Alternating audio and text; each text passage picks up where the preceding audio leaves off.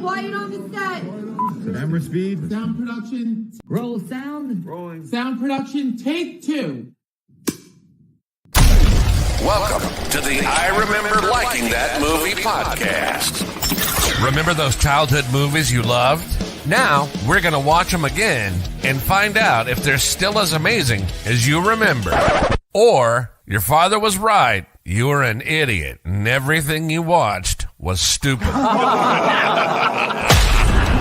So buckle up, movie aficionados. Over-the-top gore? Check. Over-embellished action? Check. Gratuitous nudity? Double check. Storylines so absurd you could drive a semi-truck through those plot holes. Oh yeah, some of those movies didn't even know what a movie plot was. And that's the way we liked it. Now, here's your hosts, Anna Santos and Jimmy Coates.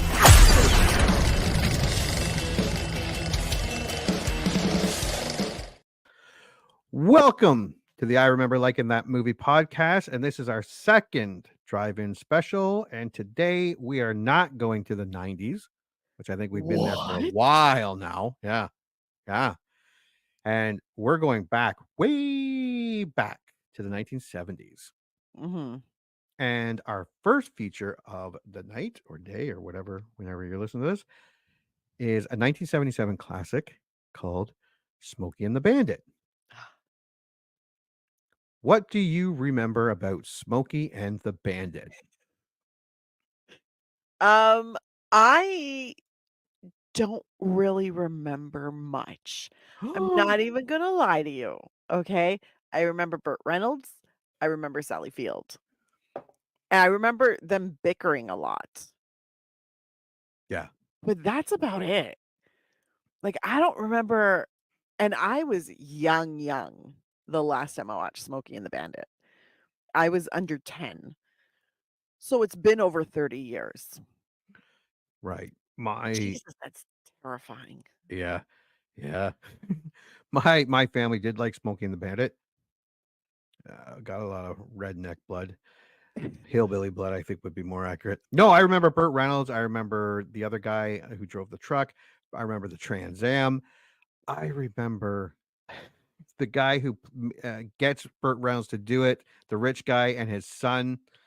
But I remember Buford T. Justice, Jackie Gleeson as the sheriff and his idiot son. Yes.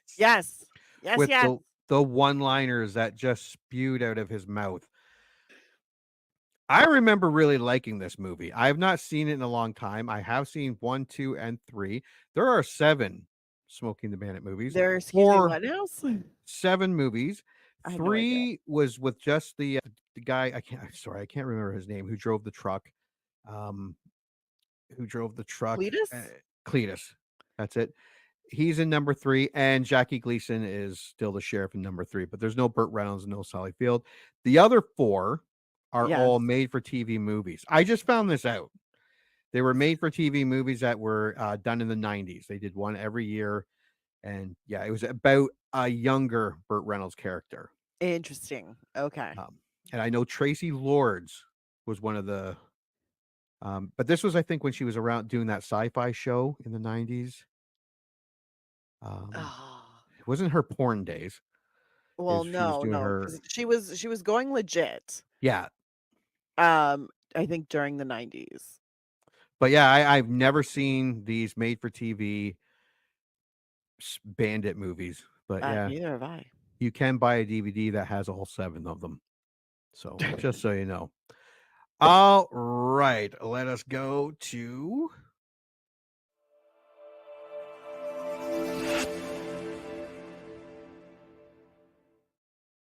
the box office. I'm ready. With a budget of $4.3 million, it had a domestic total of $126.7 million. Holy shit. Holy shit, indeed. Talk about a fucking bonanza. It was not the number 1 movie of 1977 because a little movie came out the same year called Star Wars. Yes. But it was the second biggest movie of the year. And this is really because this is a bit of trivia. Usually we do trivia at the end, but because this is box office, Smoking the Bandit was a sleeper hit. It premiered at Radio City Music Hall in New York City, where it performed badly. It then opened in just the south of the United States, of course, over the Yeah. Memorial Day weekend and grossed 2.6 million in 386 theaters. By the end of June, it had played in major southern markets, including Charlotte, Atlanta, Jacksonville, New Orleans, Memphis, Dallas, and Oklahoma City, grossing 11.9 million. It opened in other northern states at the end of July with an original budget. I guess it was 5.3 and then cut to 4.3 2 days before production started. The film eventually grossed 126 million in North America, making it the second highest grossing movie in 1977. Only Star Wars earned more, made 220 million that year. Jeez. But the worldwide gross is estimated to be over 300 million for Smoking the Bandit. So crazy. it was huge. And if I had to guess, I think that when it got cut $1 million, I think Burt Reynolds, I don't know if he took a back end deal. Hope he did. I mean, chances are they'd still be making money off the royalties of this. Yeah. Probably, yeah. But yeah, it performed really badly. So they're like, well, let's give those hillbillies down south something to watch. The drive-in. They loved it. And they're like, oh my, we're making a lot of money. No, Let's they put just it out said in the this is other. not a New York movie. Because No. you can't just drive around real fast in a car. And then they open it up in New York and then LA and then 127 Yeah, and then afterwards million. they're like, tell me more, Burt Reynolds in Sally Yeah. Field. So yeah, that's a lot of profit. That's a lot. It's impressive. Yeah. All right.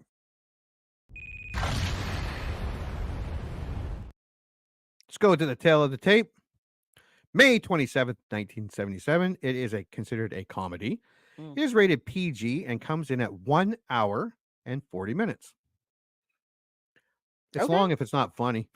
Honestly, that feels long for a comedy from 1977. It does. Yeah. Taglines. Time to take to the road for a quiet little drive in the country. Or not. That's stupid. It's a slap bang 1,800-mile road chase that jams all 40 channels with laughs. No. The CB comedy that rides the airwaves of laughter. Who wrote that? Some hillbilly. I don't know. What we have here is a total lack of respect for the law. That's That actually sounds so bad. Yeah, that's pretty good. And that is a quote, I believe, from Yeah. Jackie Gleeson.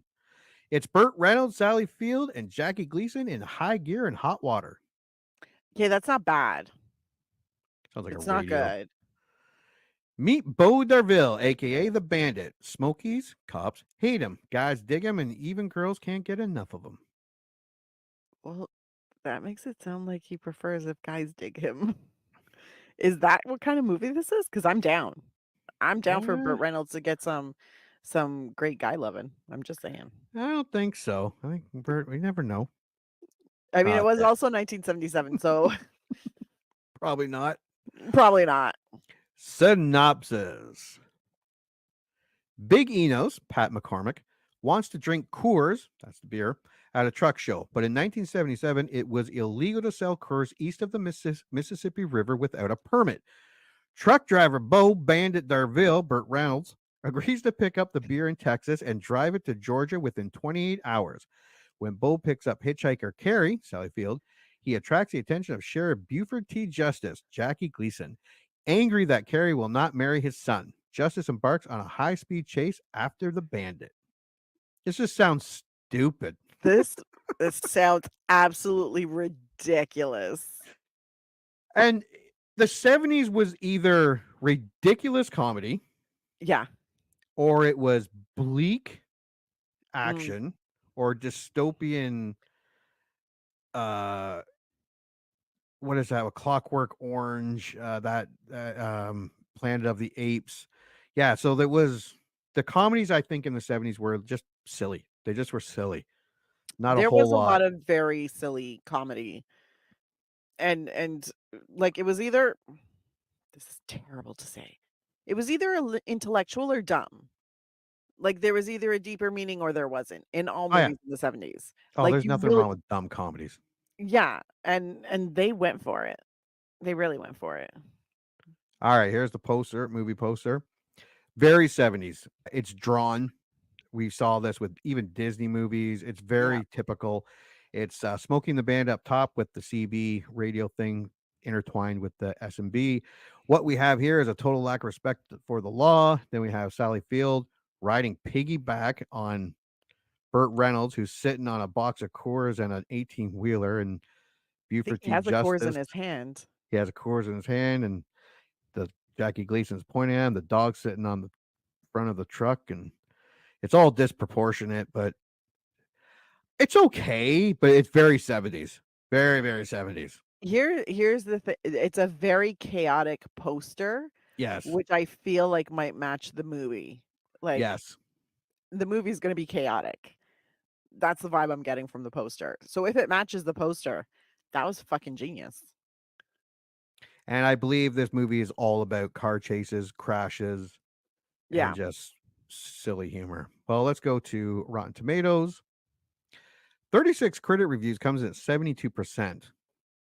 that's pretty high. Yeah. And 50,000 plus audience comes in at 85. Well, the critic consensus is not much in the head, but plenty beneath the hood. Smokey and the Bandit is infectious fun with plenty of car wrecks to keep your eyes glued. All right, so let's start with the positive. You may go first. One of the best pictures of its kind. Forget how sophisticated you are for 97 minutes and enjoy it. Steve Warren, The Barb, Atlanta. No original score. Yeah. Movies like this never get made these days. No, not because of political correctness or wokeness or any of that nonsense. It's more because it's the type of movie that was so specifically tuned into its specific time and place. 40th anniversary edition. Steven Silver, I almost said Tilt Magazine. Original score 4 out of 5. I know what he's saying. I just saw a clip of Cannonball Run where Yeah. I believe it's Terry, the football player. Oh, What is his name? I think the last name starts with a B. Terry Bradshaw. That's it. He's one of the cannonballers, and him and his team is putting beer in the trunk of the car while drinking beer, and then driving off into a pool, and they crash while with a beer in their hand. And I'm like, Mhm. that's a 70s mindset. Like that's Yeah. which would be like, oh my god. Now back in the 70s, like you're talking about Arthur, a movie about a drunk. That was Oh, yeah. 70s too. But Yeah. yeah, I kind of get what he's saying here. It's of its time. This Southern fried romp has a big personality and an infectious sense of fun that makes it worth taking for another spin. Brandy McDonald, The Oklahoman, original score 3 out of 4. The movie benefits from some excellent vehicular stunt work, an apt role for Burt Reynolds, the introduction of Jerry Reed, Eastbound and Down. Oh yeah, he sang a couple songs on this. Jerry Reed, who plays Cletus, is also a singer. A bright turn by Reynolds, real life girlfriend Sally Field, and Jackie Gleeson as at his hammiest. Matt Brunson, creative loafing, original score 4 out of 5. Oh, I just bitched about Matt Brunson last week about one of the other movies we were doing. All right, you're forgiven, Matt Brunson. Hal Needham's direction was well paced and deft, and I came out wanting to get a CV. Ruth Batchelor, Los Angeles Free Press, no original score. All right, Rotten. I'll start. The first in the series and the best of a lousy lot. TV Guide. Original score 1.5 out of 4. Damn. Ah. There is a parade of roadside set pieces involving many different ways to crash cars. Variety staff, variety, no original score. This is a movie for audiences capable of slavering over a Pontiac Trans Am, 18-wheel tractor trailer rigs, dismembered police cruisers, and motorcycles. Lawrence Van Gelder, really? Lawrence Van Gelder, The New York Times, no original score. Oh, Lawrence. The Burt Reynolds formula. The good old boy, armed only with a quick quip and boyish grin, goes afoul in Smokey and the Bandit despite the engaging presence of Sally Field. David Douglas, United Press International, no original score. I don't know why this one was so hard for me to read. For me, at least, the world of Smokey is stranger than the outer space of Star Wars. Smokey may be faintly memorable as the absolute pit of Jackie Gleason's career. David Elliott, Chicago Daily News, no original score. Wow, David. All right. IMDb. The Internet Movie Database, 58,000 user ratings is 7 out of 10. Okay, That's not pretty bad. good. No, not bad. All right, we'll take turns. All right. Better than Fast and Furious. Bevo 13678. It has it all. Action, romance, comedy, and drama. Let's play 66173. Without Jackie, this would have never worked. The Kyles 99. Big rigs, fast cars, slight romance, and vast comedy. Pixie 26. When movies were fun. Diesel Demon 85. Those were all the 10 out of 10s. Pedal to the metal in this ripper of a good Jesus Christ. Hitchcock the Legend 9 out of 10. Felt That goofy sounds just like a saying it. middle-aged man trying to sound like a teenager and be with the cool kids. God. I have to Sorry, remember to Hitchcock use the it. Legend. I have to remember to use it. The Fast and the Hilarious 8 out of 10. Fluke Skywalker. Redneck Rubber Riot 7 out of 10. PTB 8. Saturday Night Movie Fun 6 out of 10. Karen Jam 1962. Very watchable. Ultimately pointless. 5 out of 10. Tito 8. That's good. 1970s slop that somehow appealed to many 4 out of 10. Boomer Chindy. Boomer Chindy, yeah. Yeah. I don't get it. 3 out of 10. Hanks 1, 2, 3, 4, 5. Oh, Hanks. Don't bother 2 out of 10. JMD 14. And that there was only one for 2 out of 10, and that was it. Smokey and the Bandit is by far one of the worst films ever. It is completely horrible in every way. I loathe this film in every single way. Every single one in the whole world. 1 out of 10. Josh the Giants. Josh is big mad. Yeah, he did not like this movie. No, right. not even a little bit. All right. We have taken a look at the box office. We have looked at some taglines and synopsis and reviews. Let us watch the trailer and then make our predictions. Where are you, Smokey? There you are.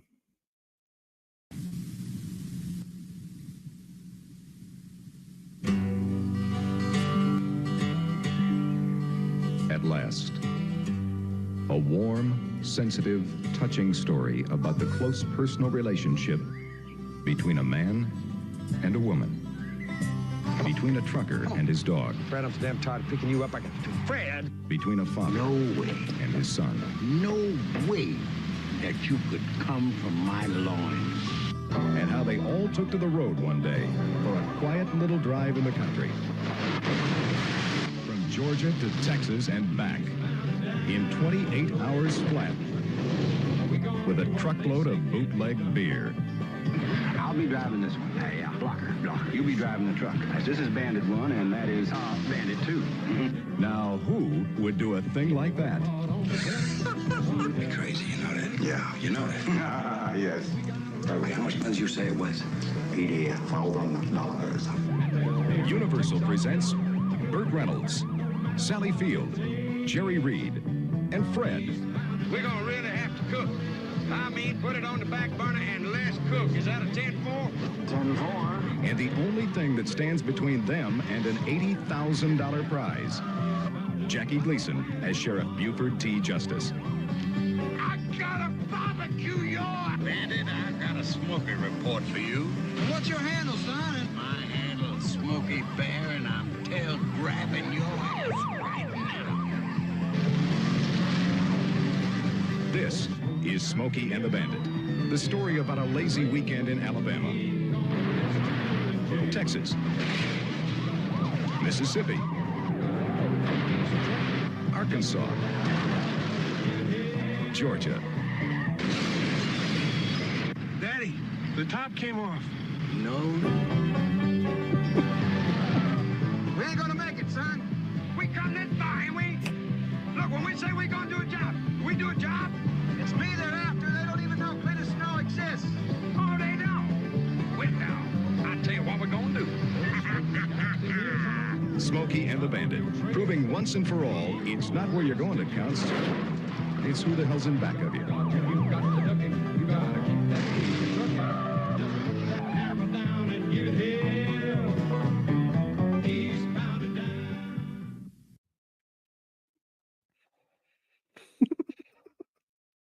So, Fred.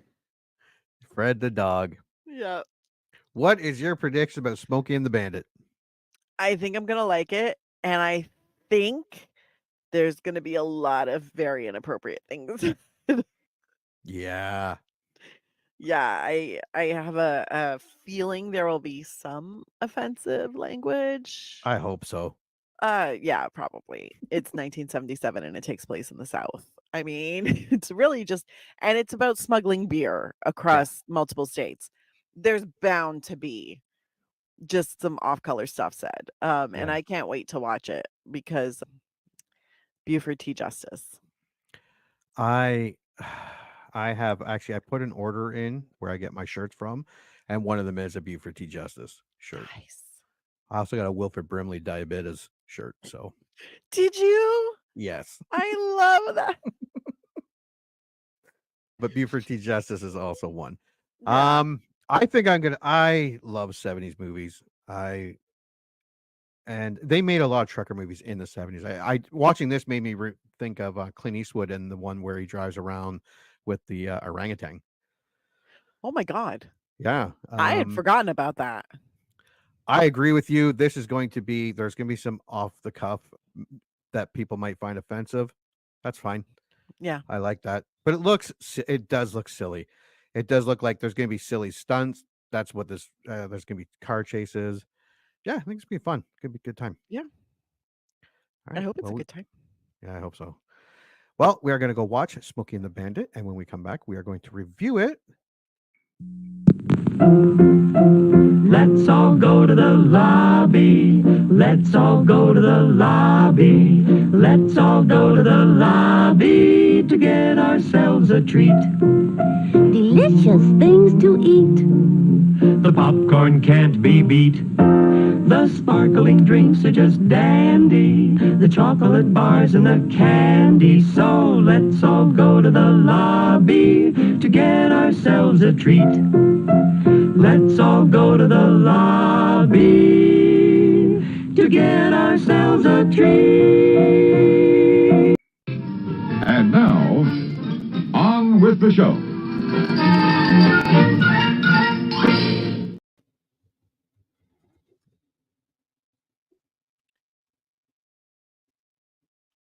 Did you watch Smokey and the Bandit? That was so aggressive. Yes, I did watch it. Your initial thoughts for Smokey and the Bandit 1977. I mean, it was all right. I didn't hate it. I kind of liked it.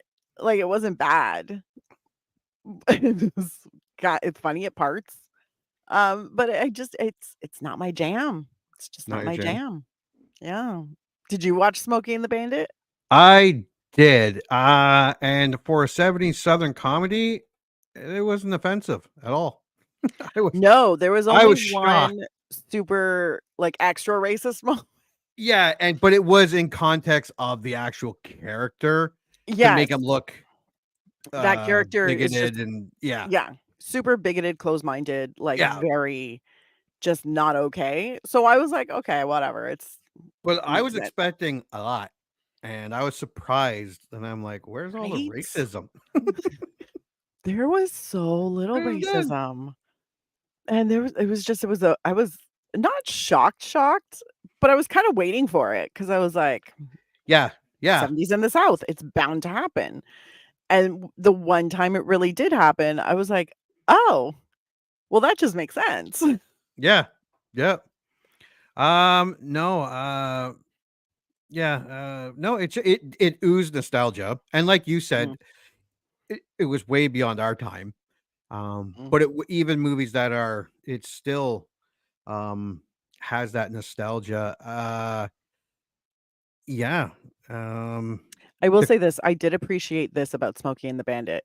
It had the simplest plot in the entire world, and I appreciate it because you know what? They were not trying to be anything else. They were just like, "Guys, this is literally just a movie yeah. about driving fast with beer in a truck. That's it." Yeah. And I did like the movie. And actually, it might be the nostalgia, the charisma of Burt Reynolds. Mm. Just him Him on the screen. him and first of all, he has incredible screen presence. Him Wow. and Sally Field together, some really great chemistry. Yeah. Like, really awesome. The kiss was not hot, No. but But their they were good chemistry, together. they Yeah. were so good. So good. And might I say, this movie probably would not have worked or made as much money if Jackie Gleeson was not in this movie. The majority of the laughs came from him. Yeah, 100%. and when he wasn't there, I was kind of like, and it was when they were on a bit with Bert and Jerry Reed and Sally Field. After a bit, you're like, where's Jackie Gleason in that son I of his? I think that's the issue that I really had. I was like, "Wow, there's a lot of driving Yeah, in this." And I'm like, it feels really like I know it's supposed to be high speed, really fast, but you don't feel that. Except for the few no, times where, like, roads got blocked and things like that, and then you were like, "Okay, now I get it's a high-speed chase." But for the most part, you don't get it when you're just seeing them in the car or in the cab of the truck, and no. it kinda has a moment, although I do enjoy a good, trailer brothel. Yeah, I give yeah, them points for that one. yeah. I made a note. Yeah, no, this was, I think it's like you just said, the simplicity of this movie, Mm, the just it, I kind of was expecting, I don't know what I was expecting, but yeah, it's a very simple, straightforward, nothing more, nothing less, yeah. silly, simple, fun. I That's all it wanted it to be. I think I woulda liked this movie more if they gave Burt Reynolds and Sally Field more punchy comedy to do. Yeah, where They they had weren't quirky so, funny. yeah, But I was like, like, you can't put Jackie Gleeson and give him that dialogue and have Burt Reynolds and Sally Field be, like, quirky, kinda flirty, kinda funny. I'm like, "You need more. You need yeah, more." And I think that's my one and only beef. Like, it wasn't a bad movie. yeah. Well, for those listening, at the end we will go over trivia. Um, there's some actually pretty funny trivia. And actually, like I said, I did buy it. I don't know why. I didn't think it was streaming anywhere, and then you said it was. But this actually has a brand new all feature film Oh, about the making of and Burt Reynolds stuff, including, and then it also has a making of and what's your 20 and a whole bunch of mm, things. So I'm not mad about it. But let's go over this movie. All right. Wealthy Texan Big Enos Burdett and his son, Little Enos. I like these characters. They're they're so weird. I love them. so rich and stupid. So rich, so stupid. Yeah. Frequently bet notable truckers in Atlanta to bootleg 400 cases of Coors beer from Atlanta, Texarkana, Texarkana, yeah. Texarkana, Or Texarkana, depending on how you wanna Texarkana, say it. Texas, and back to Atlanta in 28 hours. Which we're introduced to the concept of a trucker who just got pulled over at the beginning of the movie. They're going through his manifest, and then they're searching his truck, and it's just full of cases of Coors. Yeah. And a sheriff telling the trucker, you should know better not to take bets from the Enos family. But how alien is that now? Like, Isn't it crazy? It yeah, was illegal to move beer across cross state states. lines. And there is a reason, and it is in trivia. There is a Okay. reason No, but why. it's funny because Coors is what Yeah. this, like, Well, liquid gold is supposed to be. And yeah. I'm like, "Really, guys? I mean, That's what you're, like, smuggling?" like when you think of like beer, I think Miller, Coors, Bud. I mean, those are the three that Don't get me pop into wrong, my head. but no, like no offense to anybody who drinks those beers. Everybody's taste buds are different, but they're shit beers. So, I mean, if you like them, you like them, continue to drink them. But they are empirically, objectively shit beers. So it boggles my mind. Maybe it's the Canadian in me, but I'm like, you're gonna risk like fines or getting arrested for Coors? Yeah. And Maybe do better. and the big reason for it, again, it's in trivia, is weird. It's weird, yeah, but we'll get there. All We'll right. get there. They find local legend Beau Bandit Darville, whose last name is never used, I think, in this movie. I don't remember hearing it.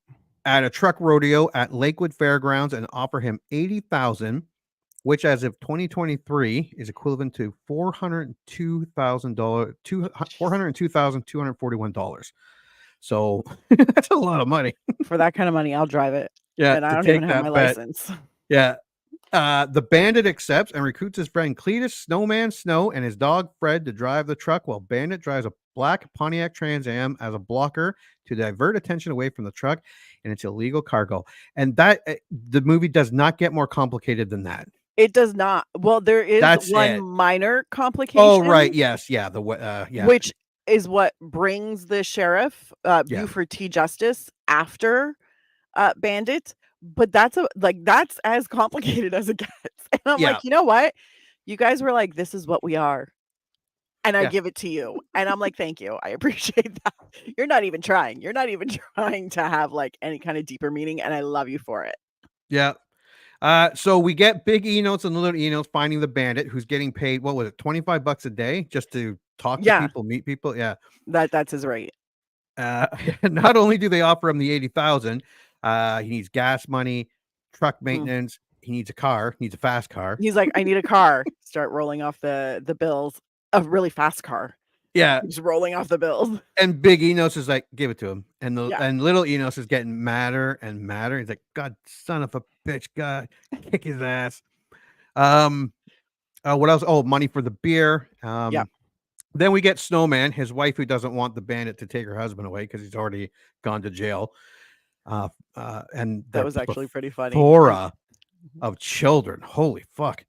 That was so funny. Right. Because he said you can't take him or something like that. Yeah. Like, you don't need him anymore. You don't need to take him anymore. How many kids have you got? Then the kids are like hanging on him. Uncle Bo. Yeah, hanging off of him. That's not your uncle. So the pair arrive in Texarkana 1 hour early and load up the truck. But just as they head back, Carrie, a runaway bride, intercepts Bandit and jumps in his car, unwittingly making him an indirect target of Sherrod Buford T. Justice, a career Texas lawman whose witless son, Junior, was to have married Carrie. I don't even think they paid for the beer. It didn't look like they paid. They also damaged a bunch of beer. And they damaged I think what happened is that Enos prepaid and they were just picking up. Oh, because if you notice, they just like basically they're like, it's here. And then they start opening doors and there are cases and cases of Coors. And then the forklift caused a problem. Yeah. And it's funny because Cletus is like, Bo, stop it. Bo, watch out for the beer. And Bo just runs right into the beer. Yeah, knocking Cletus over the beer. Yeah. Yeah. And might I say, what a beautiful car. That night, I think it was a 76 Trans Am. I only have one red flag about that car. And funnily enough, it is a flag. The front license was the Confederate flag. The Confederate flag? It was. I was like, ooh, I was like, racism. I was like, there's the first, but it was the only Confederate flag that I saw in this entire movie. Yeah. Which really surprised me. And you don't really see it all that often. Like, this is not Dukes of Hazzard, like Confederate flag on the top of the car. You don't really see it. Love that car. The General. I love that car without the flag. Because we can all agree. That car is a flag. I know. A flag on wheels. Repaint that car? Fuck yeah. With the Confederate flag on top, I'm not riding in it because I know crazy. I'm against slavery. Weird, right? It's too bad the Confederate flag gets such a bad rep. It's such a cool looking flag. Here's the thing, though, and here's a little bit of trivia for everybody, right? The Confederate flag that they fly in the South now to, remember the Confederacy and when the Southern states were strong isn't even the flag that was flown during the Civil War. That was not the Confederate war flag. That was a flag that was created later on when everybody, mostly the rich white people, were sitting there going, "Man, I miss slavery. Let's make a flag so we can talk about it and harken back to the old days." It's strictly for the racism. Oh, that's too Which bad. makes I know, right? It's not even like, 'Cause it's better remember than the when other we were flag. great? They're both it's all shitty, okay? And we also see Carrie in a wedding dress standing in the middle of the road. The bandit Mhm. picks her up. Then some hooligans wait until they're gone and start stripping the car. And this is where we're introduced to Buford T. Justice. I do love Jackie Gleeson in this. And his son's an idiot, and he played it great too. I was like, "You are the densest motherfucker in the world, and your father is the shittiest person in the world." Oh, and he is the perfect backwater Texan police officer, mean, not overly bright, but not stupid. Yeah, he's just bordering Yeah. on stupid. He's not there. Like, he's not in the stupid, but he's so close to it, he can smell it. Some of this stuff, oh god, there was some stuff that some of his quotes were great. Oh, some of And his I quotes just were awesome. eventually I just stopped making notes. Literally just this is terrible to say. I was literally just writing things down like quotes, and I was like, "These are amazing." Tick turd, fuck. Yep. And the shirts that I actually ordered, my shirt, the one Buford T. Justice, it was either between, I got some bitch, just says Mhm. some bitch on it, and It's a I was classic. gonna, but I was almost gonna go with Diablo sandwich, Dr. Pepper, and make it quick. I'm in a hurry. Oh, that was great. Oh. But yeah, I like Bert and I like Sally and Jerry and Frank, Fred the dog. I love Fred the dog. Yeah, but Jackie Gleason made this movie. Like, you cheered for the bandit, but you cheered because of Buford T. Justice. Well, you wanted to see Buford T. Justice fall flat on his face, and the And he did humiliation he goes multiple through yeah, times. the humiliation he goes throughout this movie is so just, like, it's so great, it's so gratifying. You're just like, "Yes, because this is how it should be." He never gets a leg up. He never has the advantage, and No. I love it. I love it because sometimes they're like, "Oh, no, it's getting close." It never got close. It No. got sad. It got pathetic. It got funny, but it never got close. No. Okay. The justices engage in a high-speed hot pursuit and doggedly chase Bandit all the way to Georgia to retrieve Carrie and arrest the bandit, while successive comical mishaps cause their cruiser to experience increasing damage along the way. And that was a running gag. Like, Oh, yeah. that car took a shit kicking. First, they lost the roof of the car. Then they lost a door. Yeah. Yeah. By the time they got to the end of the movie, They fell in the water. yeah. Oh, yeah. The water. Yeah. When they were getting the car kind of fixed, it was on a jack, and they started the car because apparently they forgot they were Driving running, with and it. it drove over another car. That car was so beat up. Bandit attracts more police attention across Dixie as Cletus barrels on towards Atlanta with the contraband beer, but they are helped en route by many colorful characters via CB radio. Neither Buford nor any other lawmen know of Cletus's illegal manifest, while Bandit is likewise unaware that Buford is chasing him because of Carrie, whose jumpiness inspires Bandit to give her the CB handle, Frog. She, of course, got this handle from the bandit because she's always hopping around and she's cute like a frog. And like he said, he wanted to jump her. Yeah, that was great timing. When he said that, I was like, "Ooh, that was perfect." Yeah. And Burt Reynolds has that. He does have that talent in most of the movies I remember watching him in. Yeah. Now looking ahead, hold on. Yeah. See, the next part of Wikipedia here is the last 4 miles of the movie. Okay. Yeah. So, we get Sheriff. Hold on. because this was the only racist part of the movie, but it comes from the character who thought exactly how we thought he would think. It wasn't a surprise. He was our stereotypical Southern character Yeah. from the 70s. And we were like, thank you, sir. Thank you so much. So we get Sheriff. So during the pursuit of Georgia, the Georgia sheriff tells Buford he and his men will take it from here and chase the bandit. Great chase. Yes. Even greater jump over that bridge and the river. God, yeah. And the cars just go flying into the river. And Buford asking, talking to the white guy like he's the sheriff, and then the black guy's like, "I'm the sheriff." Oh, you sounded taller on the radio. He calls him boy. Boy, where's the sheriff? And I was like, oh, but he does call everybody boy. Eventually, he even does, white people. The first time he says it, is to the black sheriff, and I was like, oof. And in perfect character, he's just a guy that does not. He doesn't care if he's offending you, although he does apologize for cussing on the CB. He does, and we appreciate that. No, but it was funny because after that, it's funny because the sheriff says to the little deputy who's driving, "If you mess up this car, it's coming out of your pay. It's coming out of your paycheck." Then he was fine. He stopped on the bridge, and he's like, "Oof!" And then he gets rear-ended by Buford T. Justice. And he turns to the sheriff, and he's like, "That wasn't my fault." And then Buford T. Justice has his racist moment, and then as he's walking away, he says something like, "I don't know what the world's coming to, or the world's just not the same." And I was like, "Oh, dude, so racist." But it's funny. So no, go ahead. Well, no, the Georgia sheriff. Is it the Georgia sheriff? I think Branford. It is, yeah, the way he was talking, because Buford T. Justice can't say just Buford or Sheriff Justice. No, it's Buford T. Justice.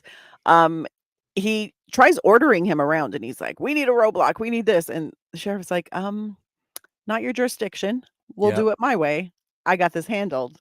And he keeps trying, and it's really funny just to see him being put in his place. And then when he finally meets the sheriff, you're like, "Oh, do you feel a little small? A little teeny tiny?" I appreciated that. Then the bandit, who hasn't been around the snowman a whole lot, says he's going to drop Carrie off at a choke and puke, which is code for diner.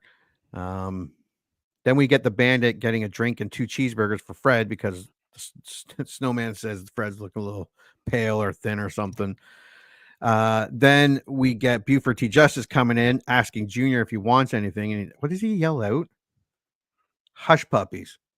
Oh, yeah, because he orders his sandwich. Yeah. And then he kind of goes to the door. It's like, "Junior, you want anything?" "Hush puppies." "What do you mean, hush puppies?"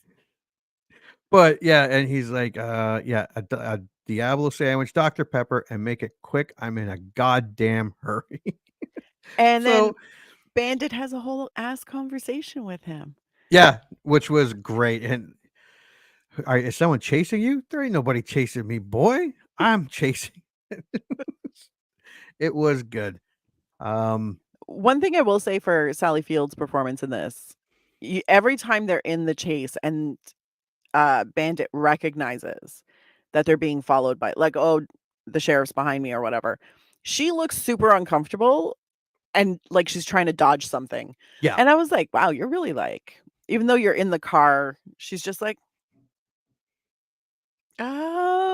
she looks nervous, and I really like that. Like the acting, like especially from like her and Jerry Reed is really good. Where Burt Reynolds is, like I said, very charismatic, and I think Burt Reynolds is just Burt Reynolds in this movie. Yeah, I think Burt Reynolds is just Burt Reynolds in a lot of movies. True story. But I really like Burt Reynolds. You know what? Apparently, he ends up being an asshole to Sally Field at some point in real life. And we all get that because he was threatened by her success. But he was still very, very charismatic. Yeah. And he was definitely a ladies' man. Like, he was just very, I don't want to say professional panty dropper because that's weird, but kind of. Yeah. No, he was definitely, ladies liked him. Mm-hmm. Then the sheriff excuses himself to take a squirt. The bandit pays for his dinner or his Diablo sandwich and Dr. Pepper. Then the bandit runs out of the diner, and Carrie's already waiting there driving the Trans Am. Buford T. Justice walks out with the toilet paper stuck to his pants, and it just keeps going all the way through the diner. They weren't even stuck to his pants. No. That's the beautiful. He was using it to wipe, I think, his glasses or his sunglasses. And then they just became attached to his sunglasses. So he's just walking out of the diner with toilet paper attached to his sunglasses. And the waitress has to stop him and be like, excuse me, I'm going to take that back. And she starts rolling it up. Yeah, that's what I made a note. Like, they're going to use that again. They're totally going to use that again. And Buford T. Justice like watches her and he's like, nice ass. Yes. What the fuck? All right. A car accident makes them turn around and they drive off the screen, and then they enter back of the screen as Buford's chasing them. We get Burt and Sally, Bandit and Carrie trying to switch places a couple times. Yeah. But this is where we get Buford and Junior driving right under the truck during this, and then they lose the roof of their car. Junior just looking around and just looking at it. Daddy, the roof came off. That was And the best part is I realized that so Junior, looking at his wedding morning suit, yeah, he has a sheriff's badge on it. Yep. He's a deputy. He's law enforcement. And I'm like, finally, nepotism. Perfect example of why it should never happen. Then we get the funeral, and Buford and Junior get stuck behind, and Junior's like, wow, this guy had a lot of friends. Yeah, but they purposely got stuck, which is great, because the funeral guy recognized Bandit, and he was like, hey, you need us to slow him down? We got you. And then they just like crawled past. And then, because Buford G. Justice is, because I have it here, if they had cremated this sumbitch, I would be kicking the bandit's ass by now. They continue the chase. Junior's holding on to his hat because the roof's gone, and I realized that, where I was like, oh my god, he's holding down his so it doesn't fly off. And then at one point he gets out of the car and his hand's still on that. They're just walking. Oh god. And then another great jump by the Trans Am into that football game. Is it a football game or a baseball game? Football. The sheriff doesn't try it. Then Junior wants to just ask if he can watch the game. They meet the Snowman and Fred, and they get the hamburgers, and they go over their strategy.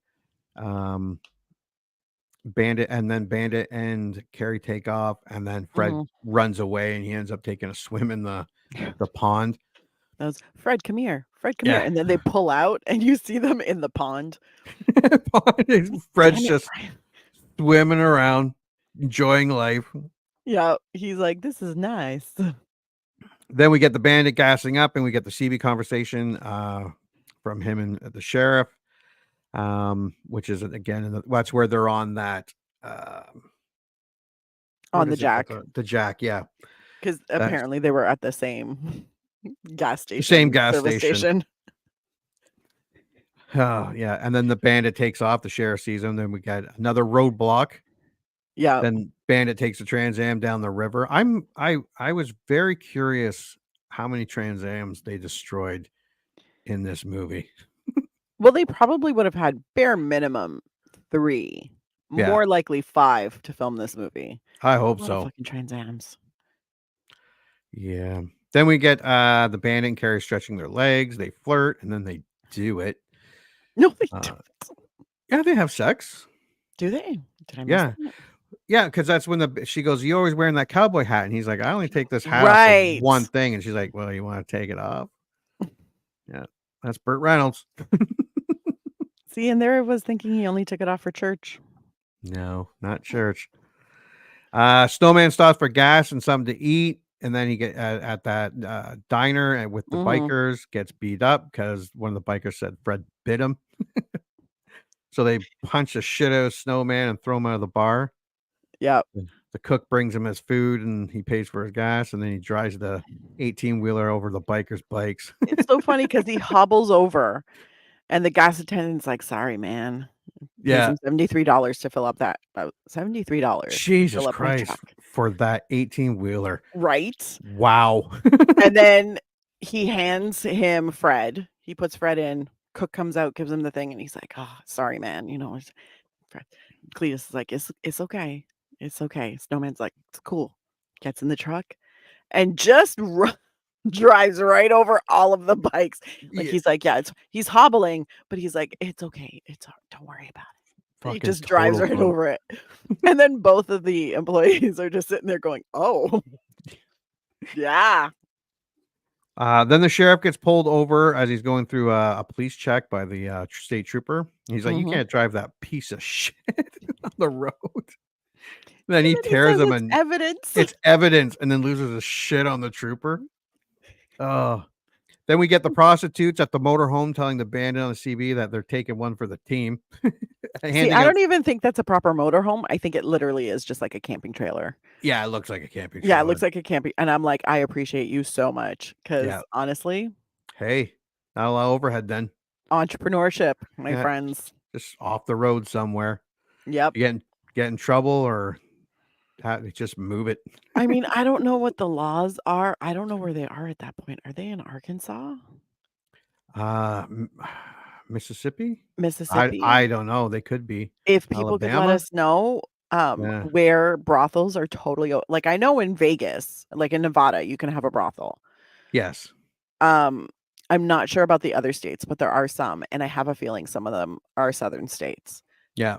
So if anybody listening or watching could let us know where can we have a brothel. Not that I'm planning on starting one. Move it down, get in a trailer. Although I could definitely, like a little trailer park. Are you kidding me? That'd be all right. Nice. I'd make a killing. And I think they're giving. She says they're giving freebies to the law enforcement. Yeah, she's distracting the law enforcement. Yeah, so that they're not there to stop them. Like, don't worry, we've got them occupied. And we must say, go ahead. Yeah, go ahead. No, go ahead. Go ahead. I was gonna say we have to say that like the bandit is getting help all throughout this movie from truckers on CBs, old ladies with the CB in their car, whores with hearts of gold. I mean, everybody is helping him out that can hear him on the CB. It's true, everybody. And I made a note, and I'm like, are truckers really that famous in the South in the 70s? Like, because he's got a fan base. Yeah. And I'm like, for driving a truck? Was that really a thing? Well, I think he also said that he raced trucks. Yeah, but I'm sitting there and I'm like, is there really that much that like multiple states? But I guess if you outrun a few cops and help a couple truckers out, people remember you, or I guess, I don't know. Or maybe it's everybody who just has a CB radio was like, I've heard a bandit. Even one trucker was warning him about the Smokies on the same, that he was on the same highway as the bandit. Yeah. As the cop was writing him the ticket. And then he takes the ticket. He's like, "Thank you very much. Yeah. You have a good day."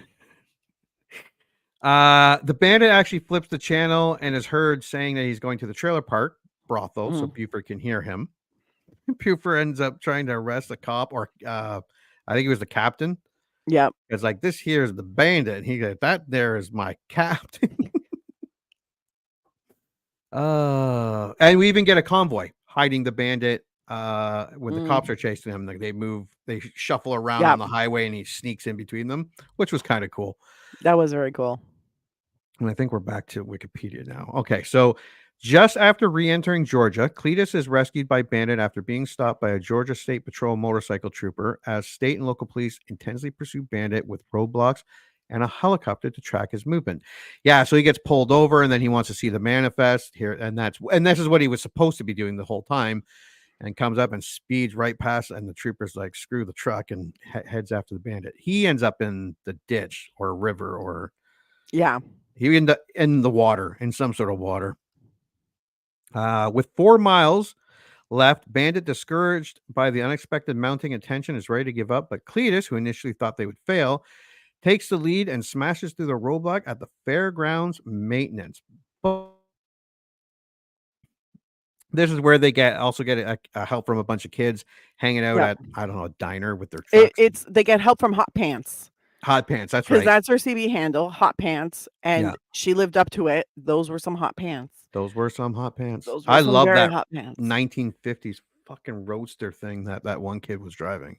Oh, God, yeah, That was so cool. nice. Yeah. That was, but they ran interference, and Yes. like slowed them, it like blocked off. Yep. Cops, so they were like, "No, we're moving now. Let's go." Everybody hops into their cars, especially Hot Pants, wearing hot pants, Yeah. like true 70s hot pants. I was like, Oh, yeah. "God, that must give you such a wedgie." They make it back with 10 minutes to spare, but instead of taking the payoff, Carrie and Bandit accept a double or nothing offer from Little Enos, a challenge to run up to Boston and bring back clam chowder in 18 hours. They quickly escape in one of Big Enos' Cadillacs as police flood the racetrack. Yeah, because Snowman's just wanted the money. He's like, I'm going to get divorced. Yeah. Thanks. Thanks a lot, fuckhead. I'm going to have to pay child support. Let's go. But he didn't ask them to drop him off at home. He was going with them. He was like, let's go. I think he's the one that says yes to the double or nothing. Yeah, he might have. I think he was. After passing Buford's badly damaged cruiser on the roadside, Bandit gets on the CB and initially directs him to the Burdettes. Yeah, you'll see me there. I'm dressed ridiculous, and I got a little person matching outfits. Yeah, but then respectfully gives his real location right behind Buford, who continues his chase, leaving Junior behind, and with more parts falling off his cruiser as he limps off after the Bandit. And that is our movie. All right. Well, what is your score for Smoking the Bandit? Okay, so if you are very nostalgic for 70s movies and you are a lover of car driving movies, then you're going to love Smokey and the Bandit. There is a lot of laughter in there. It's just not consistent enough throughout for me. The story is very straightforward, and I appreciate that. Jackie Gleeson does an amazing job. Burt Reynolds does an amazing job. Sally Field does an amazing job. Like, the cast does very well with what they have. And this is a movie that was obviously made for pure entertainment. Yeah. And I appreciate that. I'm going to give it a stream it because I didn't like it that much. I liked it, but I'm also super glad I didn't have to rent it. Right. Because it would feel like a bit of a waste for me. But, I mean, there are enough laughs in here, and I kind of chuckled a lot. And there were some classic lines. It's definitely very quotable. Yeah. Tit turds. That one's my favorite. Tit turds, yeah. When they said tit turds, I was like, what? But yeah, yeah, I'm definitely a stream it. But I mean, entertaining, and it's nice to see Burt Reynolds and Sally Field so young, so fresh. Yeah. Yeah. What's your score? Look, I liked it. Burt Reynolds is charming. Sally Field was great. Jerry Reed was great. Again, without Jackie Gleeson, you do not have a movie, a movie like this. This is surprisingly a very family-friendly comedy, which really shocked me. It's silly, it's amusing, and it's fun. But this is the ultimate in the background movie. Like if you're doing something, if you have friends over, you can create a drinking game easily with this movie. Yeah. Just a fun, light, rainy Sunday movie or an outdoor Saturday night movie. You know what you're getting. There is charm. There's nostalgia. You probably would, if you've never seen it before, it could be a hard sell to say buy it or rent it. You might want to stream it just to see where this movie kind of started that silly type, or helped start that silly type, just entertaining type movie. But if you do remember liking it, it's not as laugh out loud as you might remember. It's just fun, light. So I'm gonna say buy it because I bought it. You just don't want to be alone in buying it. I just don't want to be alone. No, if you can, this movie, you can buy all three of them. A Blu-ray on Amazon for like $10. So I would say safely buy it at a discount. Again, but if you've never seen it, I would say. I usually don't like giving asterisks, but if you've never seen it, this might not. This is a You very might not get it. particular movie. Yeah. Like this, and I do look. I like ridiculous movies. Okay, give me some Beach Blanket Bingo. I am all over that shit. Love it. This one, it had some laughs. It was a little bit quirky, a little bit silly. Just didn't do it for me. Yep. Yeah. Well, there we go. We've been agreeing on a lot. I know, right? So weird. Yeah. We should watch something that we will definitely disagree on. All right. Watch Well, a rom-com. fuck. What was the last? Was that the last holiday that we watched? Oh God. It was magic. It was fucking magic. All right. These are fun. And this is Smoking the Bandit trivia. And you may start. Let me get rid of this. Oh, okay. There you go. All right. Well, Hal Needham was in Georgia working as Burt Reynolds' stunt double in Gator, 1976. The driver captain on the set bought some Coors beer from California and put a few cases in Needham's hotel room. After he noticed that the maid kept stealing beers from the fridge, he remembered a 1974 Time magazine article that said Coors couldn't legally be sold outside of 11 western and southwestern U.S. states because the beer was not pasteurized and needed constant refrigeration. He then realized that bootlegging Coors would make a good plotline for a movie. Thank you, Hal. And that's why you couldn't take Coors across state lines. I mean, makes sense. Yeah. Because it was not pasteurized. And it would make people sick. Yeah. Jackie Gleeson reportedly modeled his character after Burt Reynolds' description of his father, a Florida police officer and chief of police. Among the character traits that came from this was the use of "some bitch," a colloquial pronunciation of "son of a bitch." Well, yeah, son of a bitch. Yeah. For all you idiots who don't know that. It wasn't just some bitch. No. Some bitch. Son of a bitch. Most of Sheriff Buford T. Justice's lines were improvised, and it shows because that's Jackie Gleeson. Yeah, and gotta remember, like he created, I think he is the first sitcom ever to hit TV screens. So this guy he's been doing. He's been literally decades of comedy. Yeah, a pro to say the least. Yeah. Adding the Junior Justice character was Jackie Gleason's idea. I can't be in the car alone, Gleeson said. Put someone in there with me to play off of. Again. Fuck yeah, Gleeson. Yeah, and he's right. It wouldn't have been half as funny if he was just doing it. Nope. If he was just talking to himself. Yeah, it wouldn't have been. Nope. No. Or even talking to people on the CB. Wouldn't have had the same effect. No. Also, I think it's really great that the jilted groom is who's in the car with him, chasing down the runaway bride. Hal Needham asked Jerry Reed to write a theme song for the film. A couple of hours later, Reed presented Eastbound and Down to Needham. With an acoustic guitar, Reed started to play it, and Needham immediately stopped him. Thinking Needham didn't like it, Reed offered to rewrite the song, to which Needham replied, "If you change one note, I'll kill you." The song went on to become one of Reed's biggest hits. Yeah, sometimes I forgot Jerry Reed, very big in the country music back in the 70s. I did not even know that. So this is brand new information for me. So the Eastbound and Down song, the anthem to Smoking the Bandit, that's Jerry Reed. That's fantastic. Buford T. Justice was the name of a real Florida highway patrolman known to Burt Reynolds' father, who was once chief of police of Jupiter, Florida. That's fantastic. Yeah. When Hal Needham originally wrote the initial screenplay, he hired Jerry Reed to play the bandit. But when Needham told Burt Reynolds about the film, Reynolds decided he wanted to do it, and Reed was recast as the snowman, which I think worked fantastic. Yes. Now, Jerry Reed gets to play the lead in Smoking the Bandit 3 because Burt Reynolds just makes a cameo in that movie.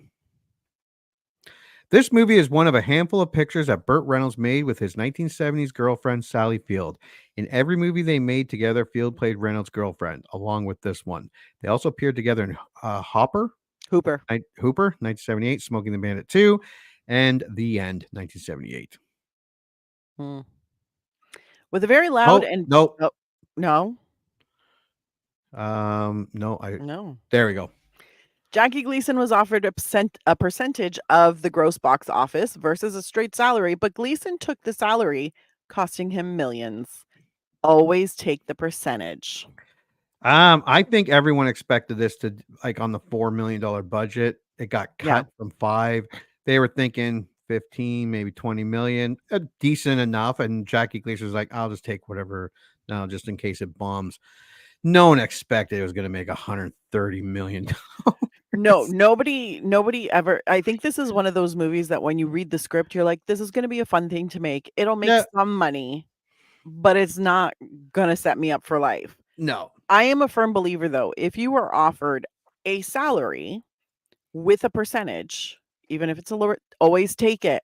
Yeah, because you never know what's going to hit with audiences. You never know. Was a guilty pleasure of Alfred Hitchcock, according to his daughter, Patricia Hitchcock. That's actually the funniest visual ever. Did you know after he made Psycho, he was banned from Walt Disney, who thought the movie was disgusting, banned Alfred Hitchcock from ever setting foot in Disneyland. I did not know that. But Walt Disney, he was also a questionable person. Yeah. On the DVD documentary, Burt Reynolds says that a senior executive at Pontiac promised him a free Trans Am if the movie became a hit.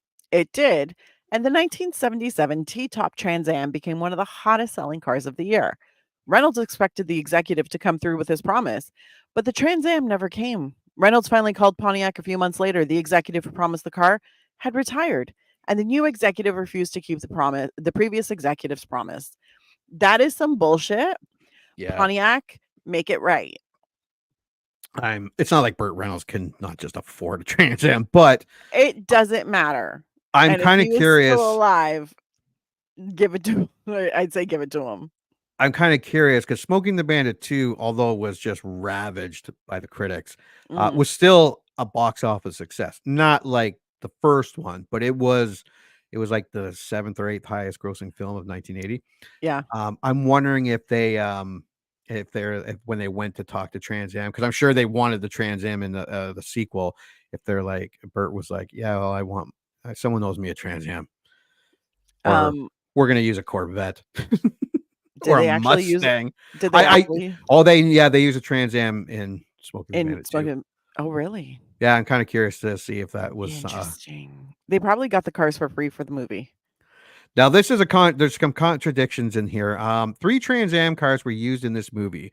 Director Hale Needham claims the DVD documentary that they could barely run towards the end of the film's production. Makes sense. But people that were working on the movie said there was more than 3. I would see. Here's the thing. 3 Trans Ams, I feel like could barely make it through. Those were probably the driving Trans Ams. Yeah. Then there's the show Trans Ams.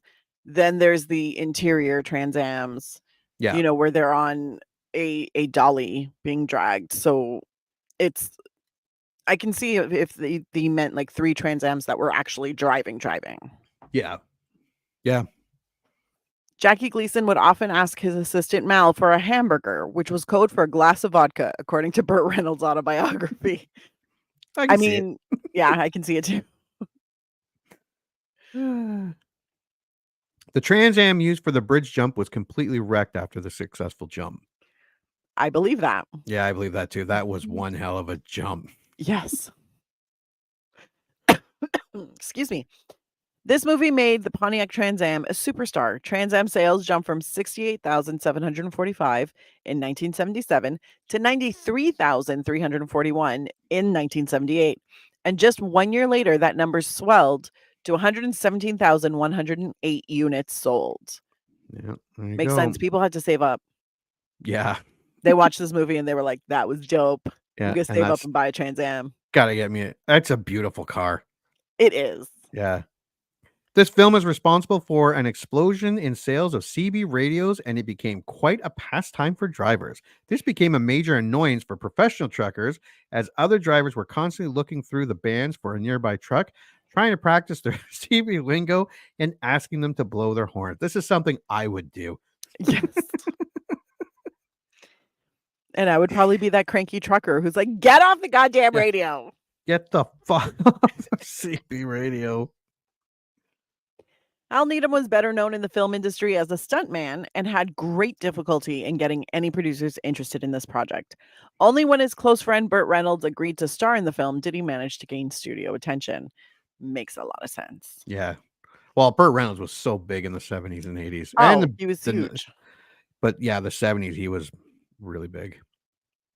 According to Hal Needham, on a radio show in Atlanta, the scenes with the football players narrowly missed being a serious accident when, unknown to the film crew, a groundskeeper watered the grass on the field, causing the car to go out of control, slide the wrong way, and almost hit the extras. I'm pretty sure that's the stunt coordinator's job to make sure that the grass is not wet. Yeah. Just take a walk on the field, dude. Yeah, you need to make sure everything is in the right order before you pull a stunt. Yeah. According to director Hal Needham in the DVD documentary, Pontiac gave them 3 Trans Ams and 2 Le Mans, Sheriff Justice's patrol car, for the film. Needham said that one of the Trans Ams was completely destroyed during the famous bridge jump scene, and that with all the damages the Le Mans sustained, they eventually had to piece all 3 bodies together to make one Le Mans. That makes sense. Yeah. After viewing the final cut of the film, Universal thought that the country score and soundtrack wasn't good, so they decided to change it, and they replaced it with orchestral score. However, Hal Needham hated it and told them to cut it out and keep the original score. Wouldn't have. No, it wouldn't have had the same. No, this is a Southern. You needed the country music. You needed the country music. Yeah. Yeah. I really liked it. I liked all the music throughout the movie. Yeah, it was, and it blended with the movie perfectly. Yep. Burt Reynolds recommended Sally Field for the part of Carrie and had to convince her to do the role because Field thought the script was too slight. Sally Field admits that right after she accepted this role, she knew it was a mistake and thought it would ruin her career. Luckily, she got the Oscar-winning Norma Rae right after this. Yep. Yeah. I mean, it didn't ruin her career. Actually, it probably helped her because it became a big hit, but it wouldn't have helped her. No, she could have been pigeonholed. If she had Yeah. not gotten Norma Rae like right after this, she would have just done roles like this for the rest of her life. Oh yeah, I'm sure she got Norma Rae before this movie even came out, and she probably already filmed it before this movie came out. And yeah, you're right. If she did this and no Norma Rae, it might have. It would have definitely affected her career. 100%. Yeah. Because apparently a lot of Hollywood executives don't realize that female actresses, can play multiple different roles. Yeah. Yeah, they can do the odd thing here and there. Yeah. In the restaurant, Sheriff Justice orders a Diablo sandwich, which is like a sloppy Joe but spicier. There are regional differences, but is usually made with ground beef, taco spices, hot sauce, canned corn, and diced tomato. In some places, jalapeno peppers are added. That actually sounds good. It is usually served on a hamburger bun. I might have to try to make that. Yeah, I that's one of my I do like a slop. We have sloppy joes every now and again, not regularly, but once in a while we'll have them. I might have to try to make a Diablo sandwich. I think it's super interesting. I would probably make my sloppy joe meat and then take off a little bit, add some taco spices, canned corn, and diced tomato to it, and see what happens. Yeah, maybe a little bit of hot sauce, but not a lot. So I can't handle that heartburn, yo. Oh, is that me? Can you hear me? I can hear you. Okay. Oh, you froze. Yeah, I froze. Some bitch. Just have a thing here. Well, we'll just do this. Go ahead. 3 the Dukes of Hazzard, 1979. Oh, 3 of. I just copy and pasted. Okay. 3 of the Dukes of Hazzard, 1979 stars have cameos in this movie. They are Sonny Schroyer, Eno Strait, John Schneider, Bo Duke, and Ben Jones, Cooter the Mechanic. Nearly 2 decades later, John Schneider played the sheriff in one of the 4 television adaptation version Bandit. Burt Reynolds played Jefferson Davis Hogg in the Dukes of Hazzard 2005. He did a fantastic job playing Hogg. Yeah. Yeah, and those TV versions of Smokey and the Bandit. I wouldn't mind seeing them just to see how bad they are. I think that would definitely be interesting. The phrase "What's your 20" was made popular by this film, as was the phrase 10-4. 10-20 is a police code for location. 10-4 means okay, And 10-100 means you need to go to the bathroom. which is, I believe, an actual. It is. It is Yeah, actually. better That's than an a actual one. 10-1, 10-200. That's that was funny. Comedian Norm Macdonald's favorite movie. That's a stupid trivia, but I like Norm It's Macdonald. So. amazing. I don't know what you're talking about. We all need to know Norm Macdonald's favorite movie. Oh, right. Well, we are going to preview our second feature, which is Rollerball from. Oh, wait. Let me see if I can get rid of this first. And then while I try to fucking fix. Unfreeze yourself? Yeah, I really thought it was the green screen that was doing it, but no, apparently not. Apparently it's just your computer. It's just a computer. It's a good excuse. I can now buy a new computer. Yeah, you're going to be like, hey, man, I got to do this. Got it. It's for the podcast. And all right, so we'll preview Rollerball, and when we come, and we'll come back after that to review it. For our YouTube recording, we're going to move on to our second feature of our drive-in special. Welcome to the I Remember Liking That Movie podcast. For those listening, this is the second movie of our drive-in special that we are going to be previewing, and we are still in the 70s, and we are going to 75. James Caan, Rollerball. What do you remember about Rollerball? Oh, was this one that you? This is one I've never seen before.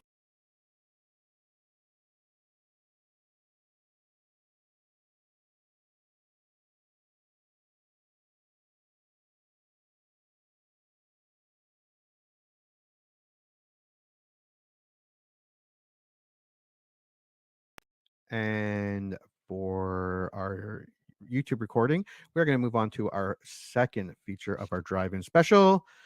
Welcome to the I Remember Liking That Movie podcast. For those listening, this is the second movie of our drive-in special that we are going to be previewing, and we are still in the 70s, and we are going to 75. James Caan, Rollerball. What do you remember about Rollerball? Oh, was this one that you? This is one I've never seen before in my life. Right. But of our choices, I had never seen any of them in my life. But I was like, Rollerball sounds fun. Let's watch that. And to be honest, I do remember watching it. The last time I would have watched this movie, though, probably would have been early 90s. That's so impressive. It's been a while. And I remember the remake more. And I remember the remake being horrendous. Even in the 2002 when it came out, I remember it being horrendous. Which is weird because it has a remake. It has a great cast, but I remember it being really, really bad. Even back then, I thought it was bad. I don't remember seeing the remake either. Well, we might have to go and watch that too. I mean, not today, but I wouldn't be mad about it. This is a dystopian future movie. Yeah, it has LL Cool J, the guy from American Pie. Yeah. Chris Klein. Yeah. Chris Klein. Yeah. Rebecca Romaine. Yeah. Great cast. Damn, this looks fun and ridiculous. Oh yeah. We'll definitely visit that one. Okay, we'll get to that. We'll get to that. This one's dystopian future. This is glib. Right up there from the 70s, from like Planet of the Apes, Soylent Green. They made a lot of these weird science fiction movies. This one I think be a little more easier to follow than a lot of them. Mm-hmm. I just remember liking James Caan, and this is probably I watched this because I watched Godfather and a bunch of other James Caan movies. I'd like James Caan. I think everybody likes James Caan. Isn't that like a rule? Very old fashioned, no nonsense. Yeah, man's man. James Caan. But I just remember it was rollerball or roller derby essentially with motorcycles flying around. Yeah. I don't remember a lot about it. So I'm excited. I'm excited to watch it. Yeah. Because I do love roller derby, but I usually watch obviously women's roller derby. I remember in the early 90s, Fox tried to make it a big deal. And they introduced 8 teams or whatever. It didn't catch on, but they tried to make it they're trying to make it a national thing, but it didn't work. Yeah. No, I had a friend who did it, and it was a lot of fun to watch. And there's also an episode. It would be cool. Yeah, it is really you watch it and you're like, God, first of all, my balance is shit. So I'd be falling on my face constantly. But also they will slam into each other and fling each other into either other people or into the walls. And you're just like, this is fun. It's like hockey without having to wear a sweater and a hat. It's so nice. All right. Well,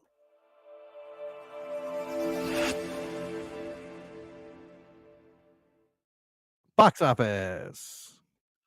No box office. It's hard to get anything from the 70s about box office, but it had a budget in between 5 and 6 million, and it just had a domestic total of about 30 million. So it made money.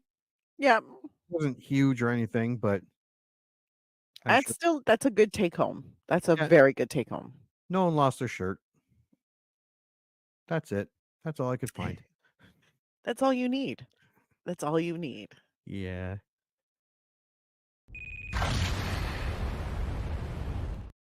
All right, tell the tape. January 1st, 1975. That's a horrible release. It is a sci-fi action rated R and comes in at 2 hours and 8 minutes. That is a lot of movie. Yeah, that's a lot of movie, especially for a sci-fi rollerblading movie. Yeah. Sorry, roller skating. Roller skating. Synopsis. Oh, wait, let me double check. Did I get screwed on this one too? Let's see. I don't know, did you? No, these are okay. Oh, yeah. Sorry, this says synopsis. This is the taglines. Okay. So many.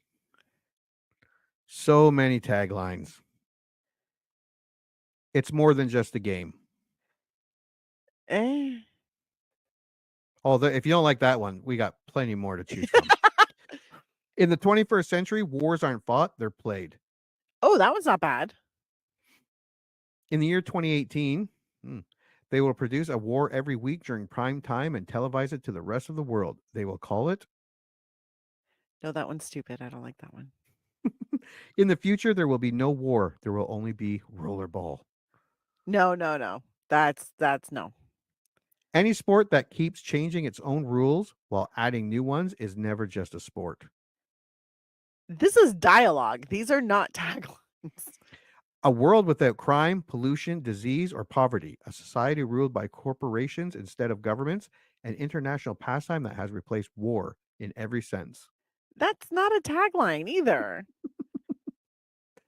No player has ever been greater than the game itself until now. No, This movie will haunt your future because it's almost here. That one's not bad. 40 years from today, all nationality has ceased to exist. There is no more pestilence, war, pollution, crime, or poverty. Instead, there's Rollerball, the game that plays everyone. No. See, if you would have put Rollerball, the game that plays everyone, that would be a great tagline. Yeah, that would have been a really good one. The next world war will not be fought, it will be played. That is a great tagline. In the not too distant future, wars will no longer exist, but there will be Rollerball. That's stupid. That's it. It's like 11 of them. That was a journey. That was a journey. Could have probably saved some money on your budget, not with the fucking marketing. Synopsis. The year is 2018 in a futuristic society. I love when I watch a movie that's about the future and we're either just about there or way past it. Yeah. The year is 2018 in a futuristic society where corporations have replaced countries. A violent futuristic game known as Rollerball is the recreational sport of the world. With teams representing various areas, one player, Jonathan E., fights for his personal freedom and threatens the corporate control. Ooh. See, I think they're doing that now, but it's whatchamacallit, reality TV. I mean, you're not that far off. And here is the poster reveal. It's very 70s. Again, 70s. Yeah. It's drawn rollerball, and it's James Caan cartoon or painted. Spikes coming out of his helmet. He's got his glove that has spikes. In the not too distant future, wars will no longer exist, but there will be rollerball. And there's people with different colors on below. They look like they're in formal wear. Interesting. And it's directed by Norman Jewison, who's made a lot of good movies. Yeah. This will be interesting. Yeah. I'm excited. All right. Well, 36 critic reviews give this 67%. 10,000 plus audience reviews, 62%. So there's pretty close. Yeah. Critic consensus. In Rollerball, social commentary collides with high-speed action, and the audience is the winner. Snazzy. All right. So let's start with positive. You may go. Like many paranoid thrillers and dystopian science fiction stories of the 1970s, Rollerball is a metaphor for the decade's widespread mistrust of political and cultural systems. Brian Eggert, Deep Focus Review, original score 3.5 out of 4. It's meant to be satirical, but it's not that far off the mark. In many ways, it merely highlights the painful realities of a capitalistic, corporate-dominated society. Mike Massey, Gone with the Twins, original score 8 out of 10. The combination of Roman Empire-style decadence and violence mixed with a vision of a bizarre, loveless corporate future is evocative and unsettling. James Rocky, Netflix, original score 4 out of 5. Yeah, it's kind of... Yeah. Like many paranoid... oh, wait a minute. I think we just did that. Yeah. Yes. The signs are still there, and if anything, there's more they're more pronounced than they were in 1975. Rollerball is the first and foremost a good movie. It has strong characters, a good plot, and lots of action. It's also social commentary. Rick Sanchez, IGN Movies, original score 8 out of 10. I would have hated being a stuntman on this movie. James O'Whaley, Sci-Fi Movie Page, original score 3 out of 4. I love that we have like 4 or 5 reviews where it's just like a social commentary and it's dystopian and it's an incredible like study of this. And More relevant now. Yeah, more relevant now. We're inching towards it. It's all of a sudden I would have hated being a stuntman on this movie. Thank you, James. Rotten. I will start. James Caan on roller skates is trying to save the world. This needs a bit of explaining, which is only the beginning of the trouble with Rollerball. Jay Cox, Time Magazine, no original score. Director Norman Jewison has far more luck with his staging of the rollerball matches. They're at once exciting and horrifying than scripter William Harrison has in condemning this future world with anything more than boilerplate lip service. Matt Brunson, Film Frenzy, original score 2.5 out of 4. Matt, that feels a little... Yeah, you made the list again, Matt. Yeah, Matt. Back on the list for you. If this is the future, take me back to Raquel Welch and Kansas City Bomber. Kansas City Bomber, for those listening, is a roller derby movie starring Raquel Welch. Ooh, Raquel Welch as a roller derby. Sweet. Ruth Batchelor, Los Angeles Free Press, no original score. With its sluggish pacing, Rollerball gradually loses momentum between its slickly constructed game sequences. Philip Concannon, The Skinny, original score 2 out of 5. Seems to be going around in circles trying to say something, but is not sure what it wants to say as it keeps stumbling around every bend. Kind of like me reading this fucking review. Dennis Schwartz Movie Reviews, original score C. All right, IMDb. 30,000 user ratings, comes at 6.5 out of 10. You may start. Underrated masterpiece, 10 out of 10, Mudzibber. Classic 1970s science fiction cinema, 9 out of 10, MPD Martin. You can't watch it. You can only rewatch it. This is a film that demands repeat viewing. 8 out of 10, Nico Wabi 3. Flawed, but commendably ambitious. 7 out of 10. Paul 200 1SW-1. Rollerball matches are great. Scenes in between are not. 6 out of 10, David Allen XYZ. What is the point? Or is that the point? 5 out of 10. B check 46 485595. Wow, is this bad? 4 out of 10, the sheeple will have their say. An example of what happens when absolutely nothing about a film works at all. 3 out of 10. Evanston Dad. Wow. Pretentious nonsense. 2 out of 10. Puertorism movement. Wow, that took me 3 tries. Interesting premise, boring 70s pacing. 1 out of 10. Key Montgomery 98515. All right. Interesting. That was the box office. That was the synopsis, the taglines, and the reviews. Let us take a look at the trailer and then make a prediction for ourselves.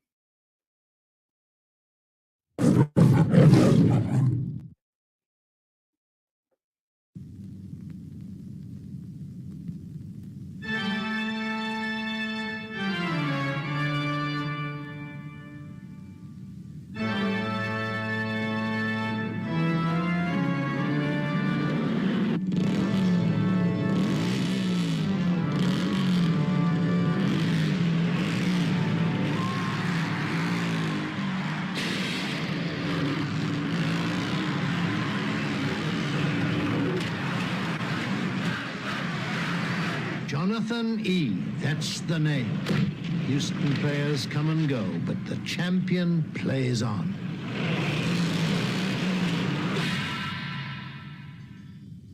You know how the game serves us. It has a definite social purpose. Nations are bankrupt, gone, no poverty, no sickness. Man has accomplished what he'd always craved. Corporate society was an inevitable destiny, the good life, a centuries-old dream. You better do as you're told, Jonathan. That's all I have to say. Don't be here when I come back. You won't be back, John April. No player is greater than the game itself. It's not a game a man is supposed to grow strong in, Jonathan.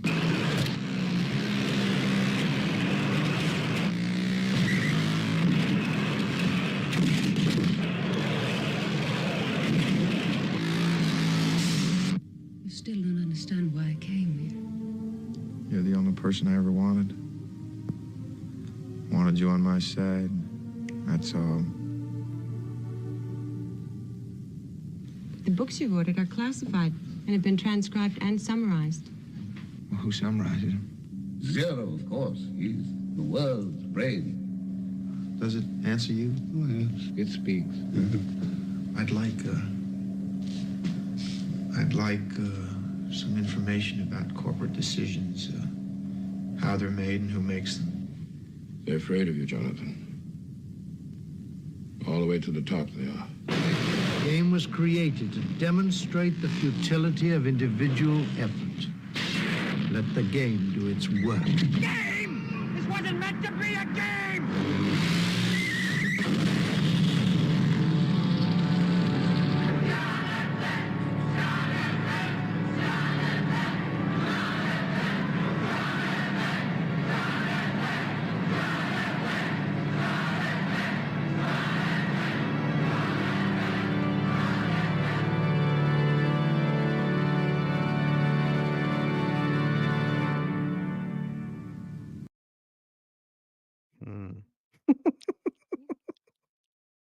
This is not a good sign. Huh. This looks like I have to think a lot through this. I hate that. I hate when movies make me think. I don't mind it when they make me think, but that felt super all over the place. Like that Yeah. trailer felt all over the place. So I'm like, I really hope the movie makes a lot more sense. That's I all I hope so. want. Yeah. I hope so. The stunts look cool for Yeah, 70s. no. Yeah. I was all over the roller skating and the motorcycles and the crashing into things and throwing people. I'm like, I'm into that. Also, I wonder if James Caan can still roller skate. Is he even still alive? I think he died. Did he? He No. died 2 years ago. Oh, did he really? Oh, my bad. Yeah. That, like, when I said I hope he could still roller skate, I was like, wait a second, I think he died. Well, that's kind of rude. I know, right? God. Mind you, I kind of love James Caan. I watched Yeah, his show, his movies Vegas. are great.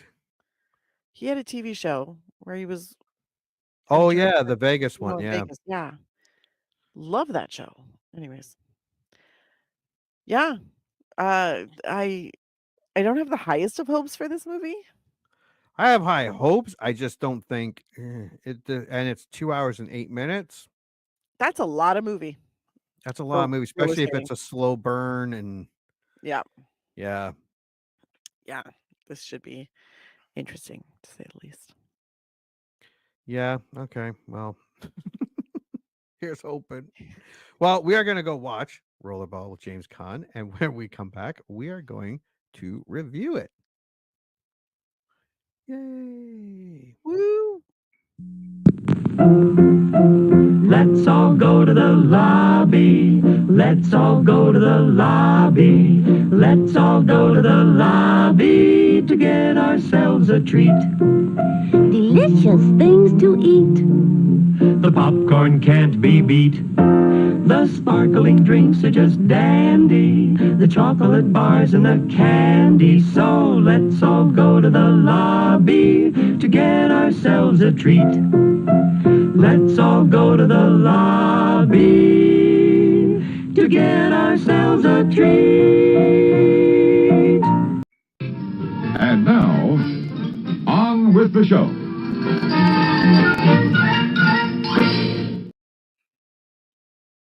Jonathan, Rollerball.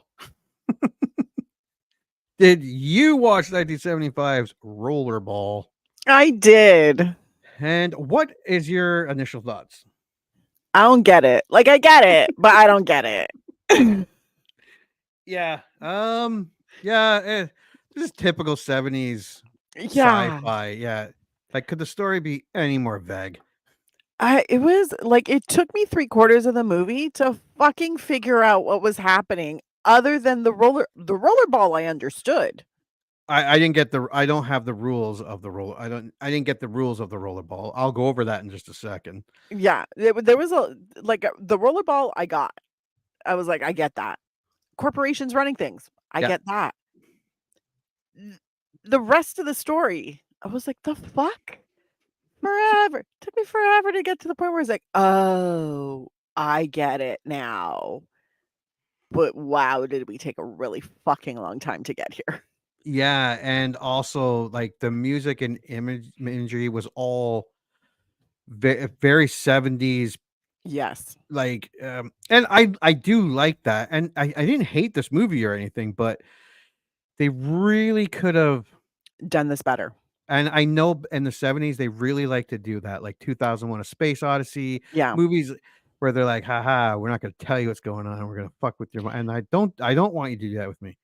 I don't mind if you do that with me, as long as it feels like I'm watching the same movie throughout. This felt like 2 different movies. The artsy kind of, here's all the like symmetry and here's the symbolism.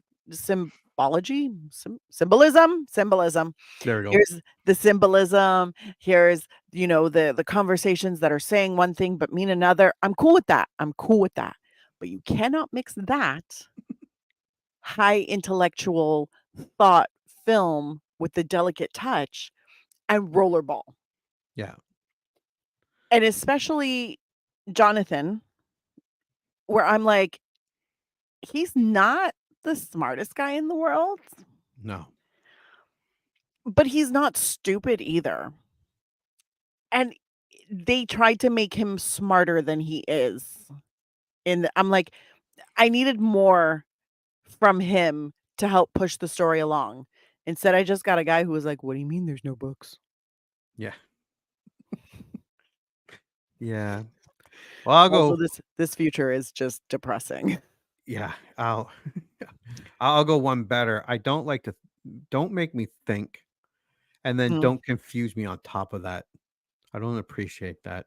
There was a lot of confusion, and I think it would have been very different if in the rollerball like scenes, it wasn't treated as like a high art film.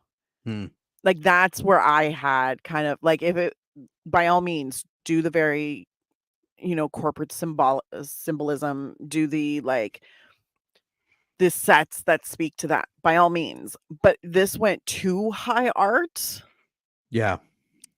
that it disconnects from the rollerball. And I need them to make me see that they're both intertwined, that Yeah. they are the same story. I They did were not two get that. extremes. Yeah, Absolutely. Yeah. and I understand maybe that was an artistic choice, but it just made the film disjointed, which really fucking pissed me off.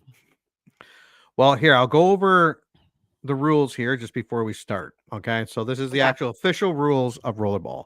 Rollerball is played by two teams over three 20-minute periods for an hour of a total game time. Each team has a dozen players, 9 skaters, 3 bikers riding motorcycles. The skaters hang on to the motorbikes in order to gain or regain momentum. A steel ball is shot into a circular arena with 2 zones, outer and inner. The sidelines for both teams are in the arena's center. The first team to recover the ball before it strays into the central gutter goes on offense and attempts to score a point by placing the ball in the opposing team's goal on one side of the stadium. The defensive team protects their goal while attempting to steal the ball. The ball must be held in plain view at all times, otherwise it's declared dead, that is out of play, and a new ball is fired. Likewise, if the ball strays into the gutter before either team recovers it, the ball dies and a new one must be fired. Injured players are retrieved by medics and replaced by alternates. Fouls. The bikers can block opposing players, both skaters and other bikers, but cannot use force against them. Skaters can use force against each other, but not against bikers or against players who have already been downed, that if they're injured. Fouls are punishable by 3 minutes out of play. Moreover, if the defensive team commits a foul, the offensive team is automatically awarded a point. If the offensive team commits a foul, the defensive team is automatically awarded possession of the ball and goes on offense. I got all of that from watching the movie. I didn't get that in the first game. Like no, it took a few games. Yeah, you finally got it. Like, oh yeah, this is what they're doing. Yeah. By the time they're playing Tokyo and they've changed the rules a few times. Yeah. Then you know what the original rules were. And because they say things like, oh, that just became a gutter ball, so another ball is about to shoot out. And you're like, oh, okay, so if it goes in the gutter, yeah, then the ball's out of play. They have to put another ball in play. Cool. And then when Jonathan is doing the like that little tutorial thing, he mentions a few things and he's like, this is how you like block a biker without making it look bad and whatever. And I was like, oh, okay, so you can't really fuck with the bikers, but you can kind of give a little nudge and you won't get called for that. Right. So it's stuff like that. Like I was picking it up. So by the time we got to the final game, yeah, you had a sense of I knew what the rules were. Yeah. And I knew how fucked up it was that they changed the rules the way they did. And I'm like, y'all are just trying to commit murder now. Yeah. Like that's all it is. It's just a murder game.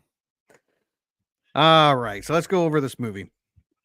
First, I do love 70s imagery and music, and this movie had a ton of it. So much. And this opens up with a very haunting organ that's and just the roller rink. Like nobody's around, hardly any light. Rollerball comes across the screen, and it's over a minute before we see anything else. Yep. And then we eventually see people walking in, setting up, getting ready. I liked the beginning. It was great. In 2018, Jonathan E. is the team captain and venture star of the Houston Rollerball team. Mr. Bartholomew, chairman of the Energy Corporation, one of a series of corporations that now govern society, and team sponsor. And with some of the largest and wildest eyebrows I have ever seen. Jesus Christ, dude. This was not a thing in the 70s, apparently. For men, there was no trimming their eyebrows. No. Like as you got older, it just got wild. You just let them go. Yeah. Just let them go out in the wild. offers Jonathan a lavish retirement package if Jonathan will announce his retirement during an upcoming television special detailing his career. Jonathan refuses and requests to see his former wife, Ella, who had been taken from him some years earlier by corporate executive who wanted her for himself. So first, we actually see the match between Houston and Madrid. That was the first game. Yeah. And we know Houston is last year's world champions. The game or sport is brutal. Yep. Like I said, I did not at the beginning understand what the fuck was going on in the game, but I liked the violence and the it looked like a very exciting game. Yeah. I know they had to pick up the ball and they had to get shot out of that cannon. They could pass it to someone and hold it up, and they had to hold it up and all that stuff. And I don't know if they had to go around the track a few times. The punching and the kicking was cool. But yeah, I think they could have explained it just a little bit. Like have some kids taking a tour of the arena and asking some questions and or being told how it goes and then being like, yeah, we know, when do we get to see Jonathan or something? I understand why they wanted the impact of the game, because you wanted to see just how violent it is. Yes. And how aggressive it is. And like that. And it's interesting to see like Houston versus Madrid. Then you're like, oh, it really is a global like community. Yeah. So it's not just like in the US or it's not just in Europe. It's like, oh, the cities are really playing everybody. Yeah. And I understand why they wanted to show us the game first. I just wish they had done a better job of explaining it soon after that. Give me a conversation in the locker room to be like, that call wasn't great, or you can't do that. Your hit was too obvious. You can't hit the bikes. Something to start putting it into context. Because it literally takes you 3/4 of the movie before you fucking actually more closer to like 90% of the movie before you fucking figure out what's going on. And it's exhausting.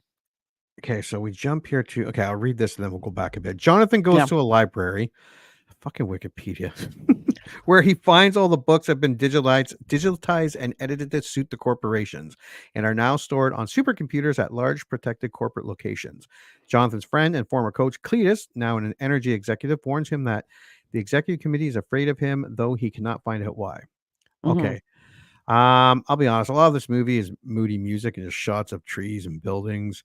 But after the Madrid game, Mr. Bartholomew congratulates the entire team, informs him that a special celebration highlighting Jonathan is coming up, and it's the first time they've ever done this for just a player. Then he offers Moon Pie a dream pill, which seems to only be available to executives or people with privilege cards. And he tells Moon Pie he'll dream of being an executive. And then he's like, do you know what executives dream of? They all dream about being big, muscular rollerballers. Then he tells Jonathan to come see him the next day. And can we talk about the name Moon Pie? I was very confused, but I was accepting of it. I was like, maybe he eats a lot of moon pies. I don't know. Like, I kept hearing Sheldon Cooper from Big Bang Theory. Or the young Sheldon, because his grandma's in that show and calls him Moon Pie all the time. Yes. Moon Pie is just adorable. And this guy is he has a Southern accent. So I was like, his Meemaw probably called him that. And that's why he's Moon Pie. Yeah. But it's funny because when they're doing this locker room talk with the executive as he's walking around and he's talking, and he keeps talking about how Jonathan is a champion. He's a champion. You're a champion. And I was like, this feels like an important and expository talk. Like he is illuminating us on something. I don't know what the fuck he's talking about. No. Because all it is euphemisms and entendres. And I'm like, sir, can you just use words? Please, just use words. And wide shots and then quick close-ups. The creepy looks and the, here's a pill. Yeah, Moon Pie, Jonathan's a champion. I'm like, what the fuck is happening? I know this is something important, but I can't figure it out. Oh, I wish someone gave me a dream pill so I could figure this fucking movie out. Right? But I was like, okay, so he's annoyed about him being a champion. I don't understand why. Because don't you run this team or own this team? And I was like, don't you want him to be a champion? Like, I don't understand. Don't you want him to be a champion? It was all very confusing. Then when he goes to see old Browse there, he's like, we want you to announce your retirement on the special. And John's like, I don't want to. And Eyebrows is like, no one is bigger than the game, bitch. And John's like, well, can I think about it? And it's important to note, actually, I don't know if Wikipedia does, that Jonathan, like, he has all the privileges of an executive. Yes. He has the house. He has personal helicopters. Yeah, he has his own helicopter to fly him around. Yeah. He is definitely like a corporate darling. Like he has the privilege card so he can go shopping, apparently.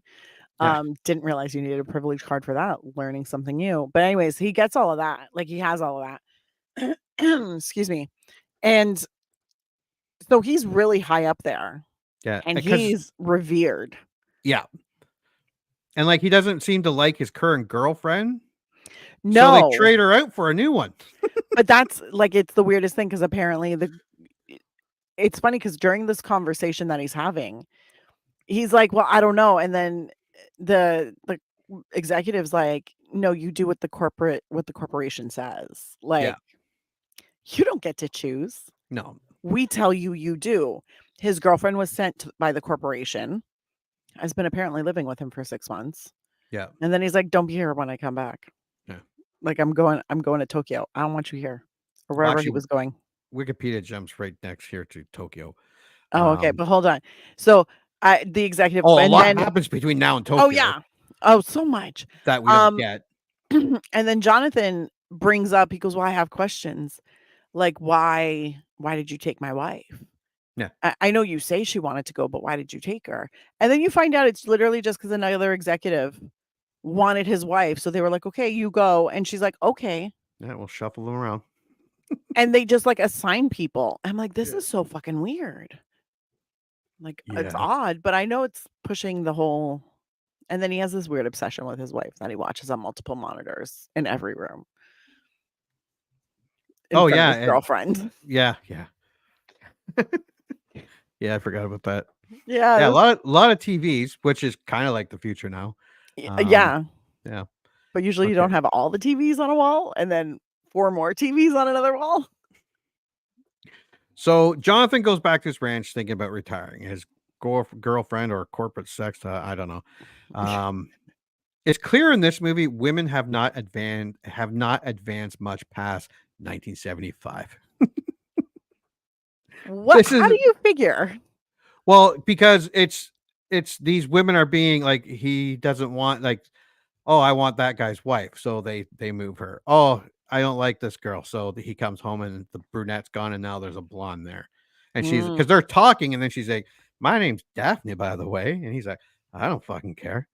Yeah, he's like, "Oh, the corporation sent great, welcome, like whatever." And it's not very loud in this future. Like it's 2018. There's not a lot of nagging going on. Men seem happier, less stressed. That's fucking adorable. Women seem not happier. They all are miserable in this movie, unless. But when they start talking, they're like, "Here, have a dream pill." They're all drugged. That's what this corporate future is. Everybody's on drugs. And it's true that they do use women as like basically chess pieces, and they're like, we're just going to move you around to our liking. Yeah. And it's really just a really great representation of how women were looked at in especially the mid 70s. Yeah, and that's what I mean. This probably would have been written. Like women still were not.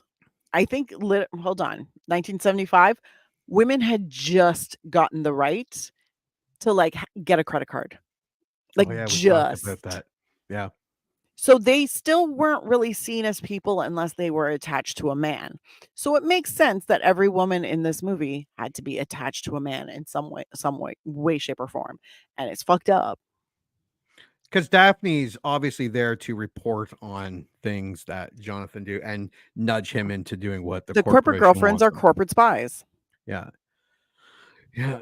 And then, okay. So women start talking, forming an opinion. They just give them a pill.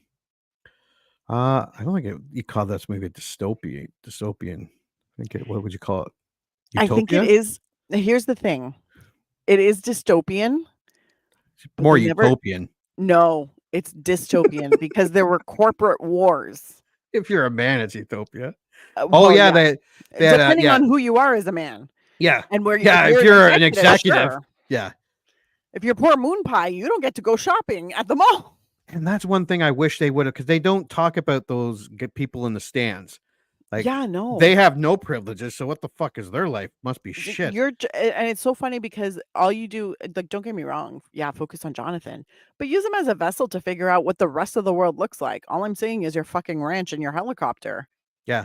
And the roller. And then you're trying to convince me that that's a prison. And I'm like, you're going to have to give me more. Yeah. Because that prison doesn't look too bad. Yeah. I was like, he's got horses. He's got fucking. Like, eventually you start getting it and you're like, okay, so the corporation makes decisions for everybody. Yeah. Like, no matter where you are. And you just don't matter. Like, your personal free will doesn't matter. You eventually get there. But when they start suggesting this stuff, you're like, you give me some examples. Like, show me something. Yeah. And then we, like you mentioned, we see Jonathan doing some training of the new players where they kind of go over a bunch of the rules. Mm-hmm. He goes to the library to get some information about corporate wars and how executives work. And we find out that the books are edited by the corporations. And he's like, I want unedited books. And she's like, well, you have to go to a supercomputer facility for that. Yeah. And it's so funny because they said, like, they're edited, transcribed, and summarized. Yeah. So you don't even read the book. You read the already transcribed and edited version that's been summarized. Yeah. Like YouTube shorts. Pretty much. TikTok. It's TikTok. It's TikTok. But written. Yeah, written. Yeah. That was 1975. They didn't know TikTok was coming. They didn't.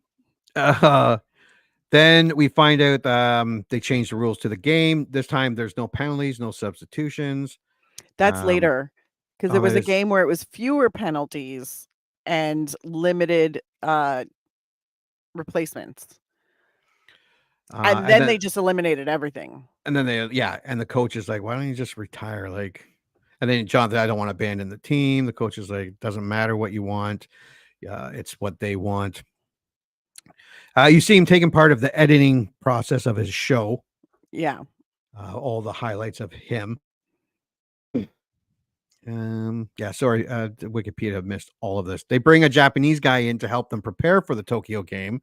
Yeah. Talking about that the Tokyo team is smaller, but they use karate and something else, can't remember. And Moon Pie is like, this is little Aikido. Aikido. It was karate and Aikido. And Moon Pie starts this weird culty chant. Like the just. Well, poor Robert Ito Yeah. is trying to fucking tell them how to stay alive. But no, Moon Pie's all like, Houston, Houston. And then it was like this weird, like, close-up of them, like, chanting, and then super close-ups of the strategy guy's face. And I was like, okay, is something going to happen? And then nothing happens. Just a weird culty chant. Yeah. Then they go to Tokyo to get massaged by a Japanese lady. Insert who falls asleep. Yeah, or insert you want happy ending here. Can we not? Also, okay. So the masseuse falls asleep. Oh yeah, they fall asleep on Moon Pie. Yeah, both the masseuse. And then Jonathan just lays back and falls asleep. Jonathan lays down and falls asleep on the masseuse. I'm like, I don't understand this scene. I'm like, this is weird. And he's just talking to two sleeping people. Yeah, because as you do. What the fuck? It's weird, but I don't hate it. I am enjoying it. I'm enjoying my confusion, and maybe it's the music, the shot. I don't know, but it's weird. So we're back. We're back to Wikipedia. Rollerball soon degrades into senseless violence as the rules are changed to force Jonathan out. The semifinal match between Houston and Tokyo is played with no penalties and limited substitutions in the hope that Jonathan will be injured and forced out. The brutality of the match kills several players and leaves Jonathan's best friend and teammate Moon Pie in a coma, though Houston wins the game. Yeah, I was kind of upset that Moon Pie died. I mean, yeah, I was a little upset about that. But I understand that's supposed to be the big, like, motivator for Jonathan to be like, fuck this, fuck these people, fuck it all. Yeah. They're not going to get me to retire now. In a teleconference, the executive committee decides that the final match will be played with no penalties, no substitutions, and no time limit, in the hope that Jonathan will be killed during the game. Jonathan's popularity and longevity as a player threatened the underlining agenda of Rollerball to demonstrate the futility of individualism. Yeah, this was That's when they told us what the whole point of the movie was. yes, this is where you finally And I was it's like, all oh, revealed. is that what that was supposed to be? Yeah, you could have told me that's an hour and 48 minutes earlier. Correct. Correct. I was a little annoyed. I was like, oh, so we're fighting against individualism and uniqueness. Gotcha. Jonathan makes his way to Geneva to access the world's repository of all human knowledge, a central computer known as Zero, only to find its memory corrupted. Afterwards, because didn't the librarian guy, he's like, oh, we just lost the 13th century. Yeah, he's like, oh, well. I mean, what did we really lose? A few corrupt popes. Yeah.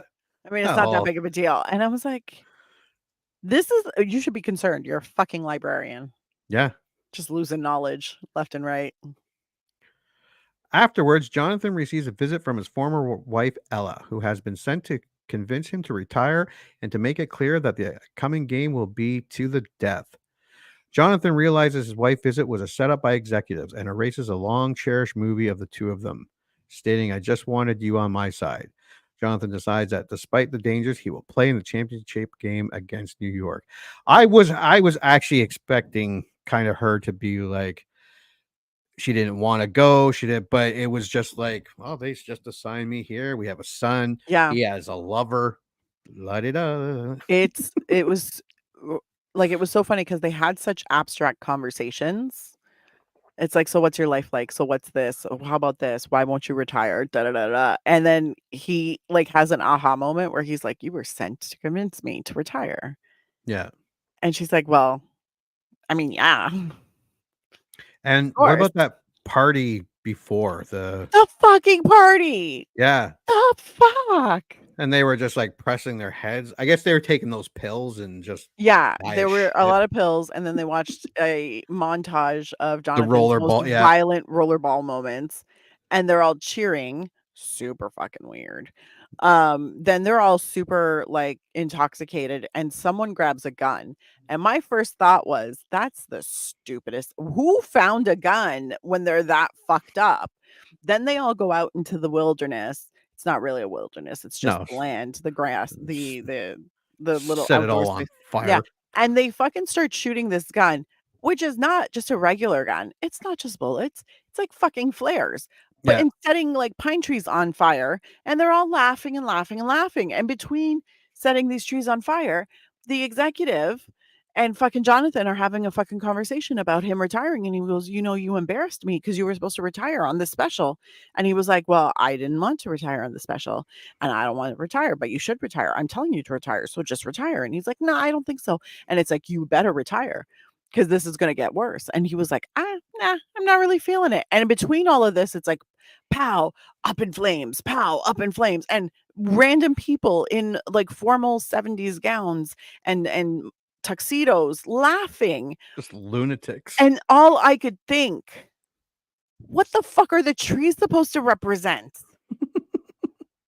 Because this is a lot of fucking film to waste on something that doesn't have a purpose. Yeah, see? I can't find the fucking purpose. This movie's making me think, you fucker.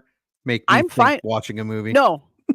Make me think. I'm cool, but be clear. This at least give me a chance to be able to figure it out. Exactly. Yeah. This, I'm like, the fuck does this mean? Obviously, it means something, but there are no cues. I have no idea what's happening. I'm like, why do we care about these trees? Why are they firing a gun? Why are they all just laughing? There's no actual real dialogue.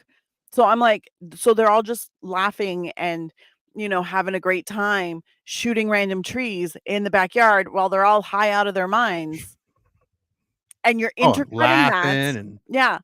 Like just and intercutting that with the conversation between Jonathan and the executive. And I'm sitting there going, Are they related? Like, is that why you're intercutting? Is that supposed to represent something that's in the conversation? And that's why you've chosen to do, because it's not fucking clear. No, not And at all. that's what annoyed me about this movie. Either you're high art or you're not. The final match devolves into a brutal gladiator. Oh, for fuck off. Gladiatoral? There we go. Yeah. Yeah. You know. Yeah. Yep. A fight. Jonathan is soon the only player left on the track for Houston, while a skater and biker remain from New York. And yeah, it was a brutal. It's like everyone knew. Yeah. They were either going to die or be maimed in this game, and well, there was no other choice. No, and the rollerball shit was really. I did enjoy it. Like I did like it. Yeah, that was probably one of the most effective. Like everybody's just dying, and they're fighting. They are fighting to the death, and the entire crowd is cheering. Yeah, and cheering, and as more and more people die, they're just cheering and loving it, and until it's down to the final 3. Yeah, and you see Jonathan just broke down. He's like, and they were like, "Don't go back out there," because he comes off at one point. They're like, "Don't go back out there," and he's like, "No, I'm gonna go back out there." So he goes out, and he's like the only one, and he's broken. His shirt's all askew. He's sweating. And he's right in front of the executive from the energy company. He's just sitting there looking at him, waiting. And then they take out one, and then he takes out the other player brutally. Yeah. And then he fucking scores a point. And while staring at the executive. Yeah. After a violent struggle in front of Mr. Bartholomew's box, Jonathan kills a skater and takes the ball. The biker charges, and Jonathan knocks him off the bike and pins the biker down. He raises the ball over his head, then pauses, refusing to kill his fallen opponent. Jonathan gets to his feet and makes his way to the goal, slamming the ball home and scoring the game's only point.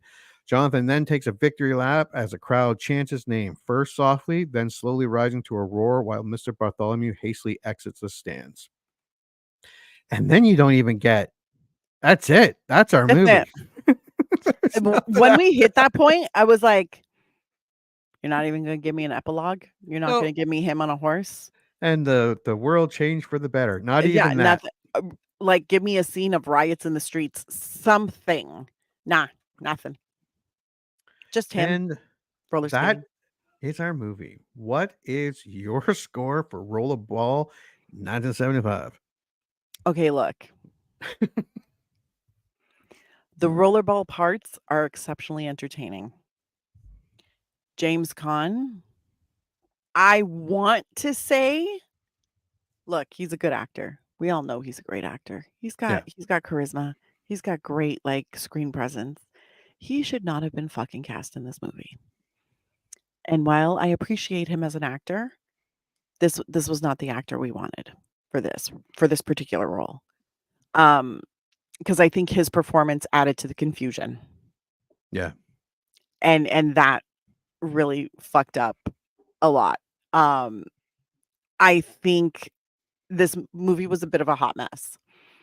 So if you're into watching a very confusing 1970s hot mess that doesn't know what kind of fucking movie it is and doesn't know that you don't have to put, symbolism into every fucking scene for shits and giggles, then by all means, feel free to watch this. Do not pay money for this. I'm giving it a skip it because I will never spend 2 hours and then at the end of that, still have very little satisfaction or idea of what happened.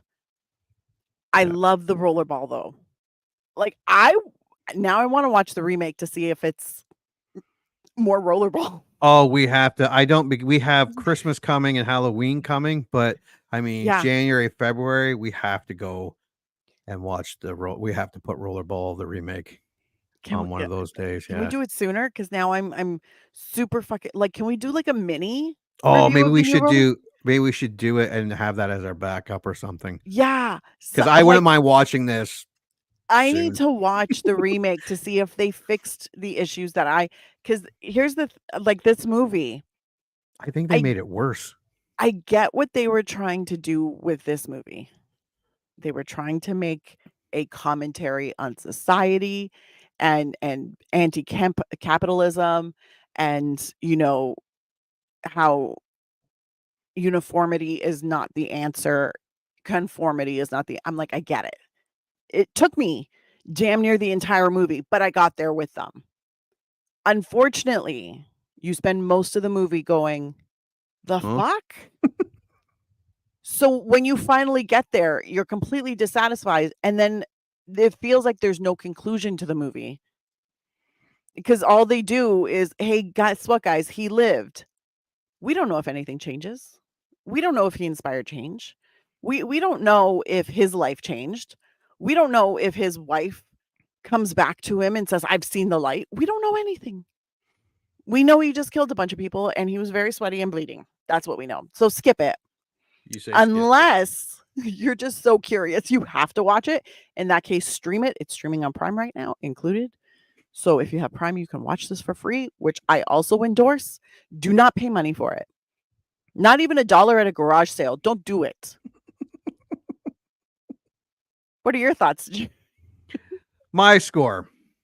This movie is a warning about the future and what's coming for corporations, and getting away from individualism. We didn't listen to it, probably because we didn't understand it as we watched it. No, I say, okay, I didn't hate the movie. I did not love this movie. I even stretched to say I liked it. I would say if you're a fan of 70s, the music, the shots, the symbolism, it's great to look at it like that. But it is a messy story. It doesn't tell a very well story or a complete story until the very end. You get some semblance of what was actually going on. I did love the rollerball stuff. I do love James Caan. I say stream it. I would not pay money for this. It is, I guess, a classic. A lot of people do like it. I think they're lying. I think they watch this and we're like, oh yeah, I like this too. Like I used to do that with 2001: A Space Odyssey. I didn't have a fucking clue what that movie was about. Yeah, I loved it. It was awesome. No, I say stream it just to see whatever, like a classic 70s movie. You'll like certain aspects of this movie, but it's not a well paced. It's not. It's just, I don't know. It's all over the place. Yeah. And it doesn't weave together very well at all. Yeah. I would say, not that anyone in Hollywood, this would be a great TV show. Oh, it could be an amazing TV show. Give us tons of the rollerball. Yeah, tons of the conversations. About society. Tell us what's going on in society and show people that are in the high and then in the lows and then the rollerballs, and that it would be a great TV show. Not written like this. Like we'd like it to make sense. Yes, that would be great if it could. Yeah, it feels like there are two movies fighting for dominance in this movie. Yeah. And I feel like if they had picked one and run with that theme, like it was weird to see James Caan playing like the rough, violent rollerball player, who then gets really quiet and introspective. Sylvester Stallone would have been great. He would have been like, actually, what's going on? Like I would buy that. Like, I get that. There needed to be a rewrite because it was weird. Because Jonathan keeps saying, there's something going on. There's something going on, and I'm like, but you never fucking figured it out.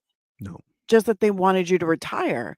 But you never figured anything out. And I was like, I don't know if that's a commentary, because if it is, then you needed someone to stand there and go, you're never going to know why they want you to retire. Yeah.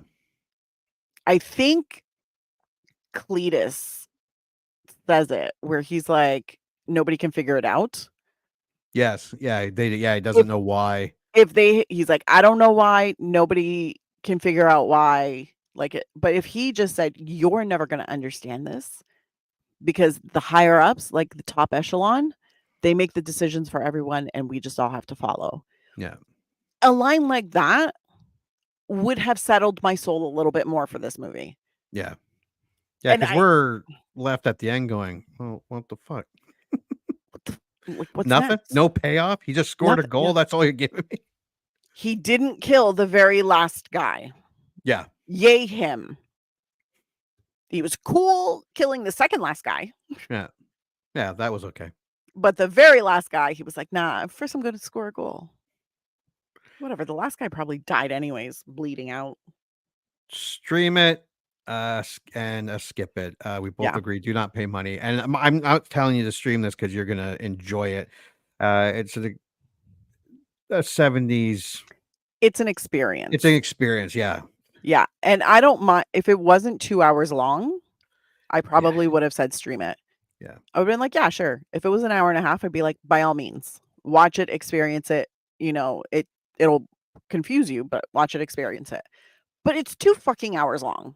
Yeah. I'm not telling anybody to take 2 hours of their life. It was a long time to be confused. Right? All right. Rollerball 1975 trivia.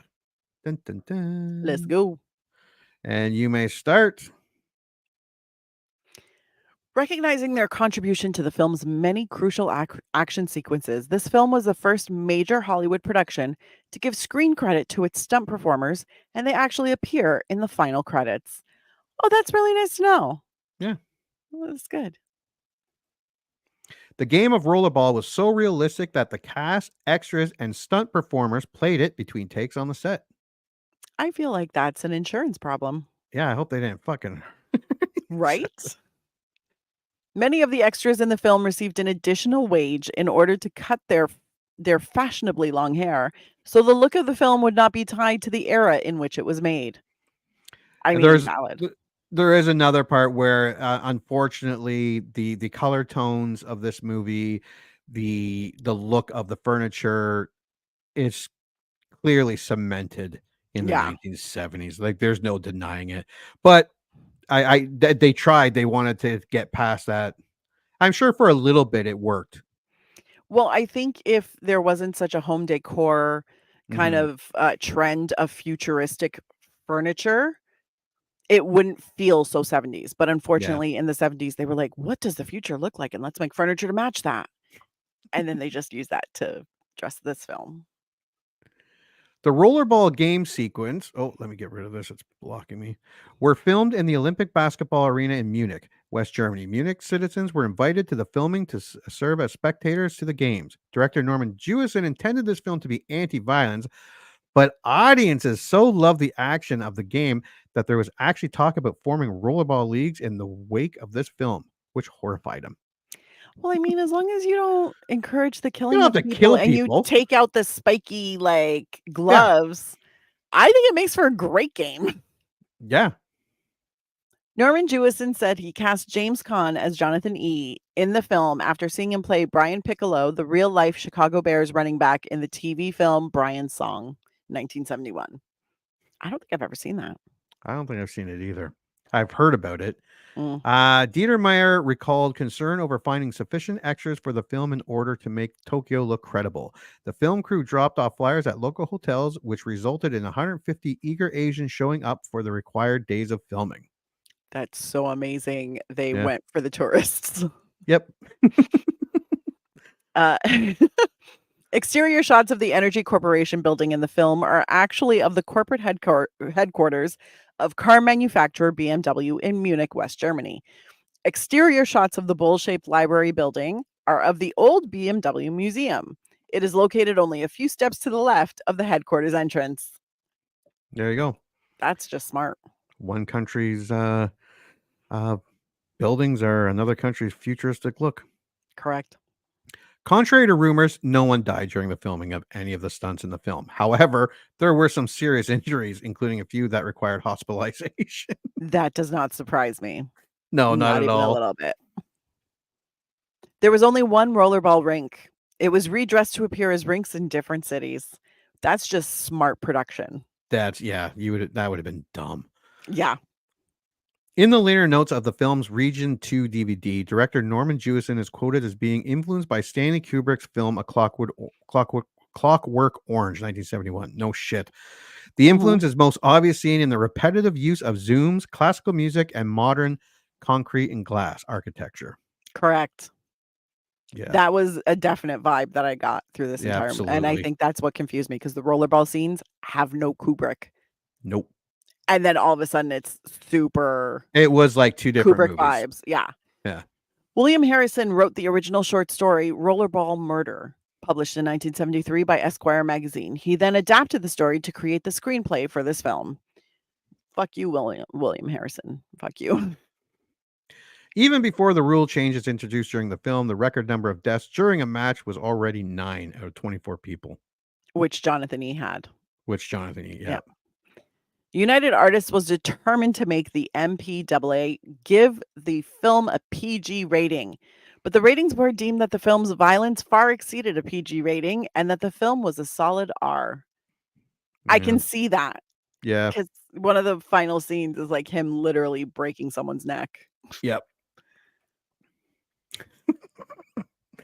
A softcore parody of the porn of the film Rollerballs had to shut down during production as the assless chaps that the players used during the filming of the game scenes caused so many bruised and grazed buttocks that the more intimate scenes became impossible to film. Production problems. They're doing doggy style. So ow, ow, ow, ow, stop, it hurts. Oh God. That's fantastic. I would watch that movie. I would be more interested seeing the making of that movie. I want to see how many scenes they kept the like bruised butts in. This looks horrible. Right? According to director Norman Jewison, during the filming of one of the rollerball games, some of the spectators got so worked up that when the side they were rooting for lost, they leaped the barricade and attacked Jimmy, James Caan, which injured the lead actor's arm. Source, the Buffalo News, July 3rd, 1975, written by Samantha Dean. Yeah. That's pretty... there was one scene where like he's like bleeding on his arm, and I was like, huh. Yeah. That feels weird. We didn't even see him get hit on his arm. The Rollerball Arena, which was up to that point considered to be the largest set ever constructed on location, was designed by legendary designer John Box, who also was a designer on Lawrence of Arabia, Dr. Zhivago, and Oliver. The arena used 575 feet of hardwood track, and Herbert Schwamm, the world's foremost expert on motorcycle tracks, was brought in to oversee construction. Interesting. Cool. Yeah, and I can see why you just replaced a few flags to make it look like a different area. Fuck yeah. Yeah. The ball was initially shot onto the track pneumatically at 120 miles per hour. Skaters slinging themselves from the motorcycles often had... Sorry, let me try that again. Skaters slinging themselves from the motorcycles often reached over 40 miles per hour. That's nuts. Terrifying. Can't believe they actually shot the ball out at 120 miles per hour. That's terrifying. That's terrifying. And that is an accident waiting to happen. Well, they did say a bunch of the stunt people went to the hospital. Yeah. After the film's release, it quickly drew a cult following as a party drinking game. In the game, 2 teams were assigned to drink when either the word Jonathan or corporation was spoken. Until this day, no player on Team Jonathan has ever remained standing past the locker room scene 10 minutes into the film, where the corporate boss says Jonathan over 100 times. That's fantastic. Yeah, you're not gonna... Yeah, he does say... I'm curious, does he actually say it 100 times? But he does say it a lot. He says it a lot. He says it like in succession. He peppers it into it. Jonathan. Oh, Jonathan talks to Moon Pie. Jonathan. Then he says champion like a million times too. And I'm like, for fuck's sakes. Yeah, you're like 10, 15 Jonathans and you're done. That quick? It would be... Yeah, you wouldn't be able to... No one would be able to finish that. I think I could do it. I think I could do it. Just people passing out. Oh, 100%. People are gonna like you can't, especially I think because they're chanting Jonathan at the very beginning.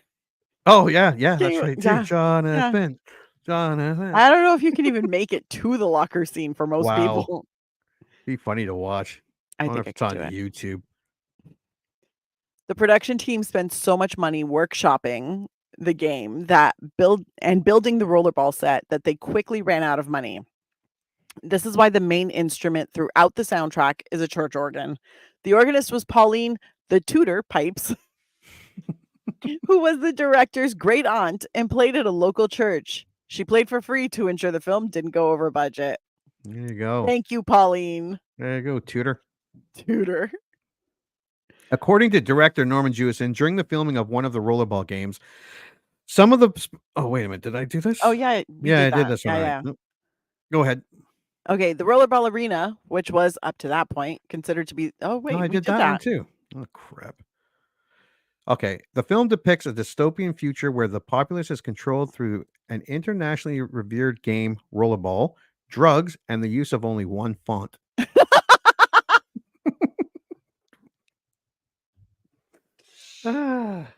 True.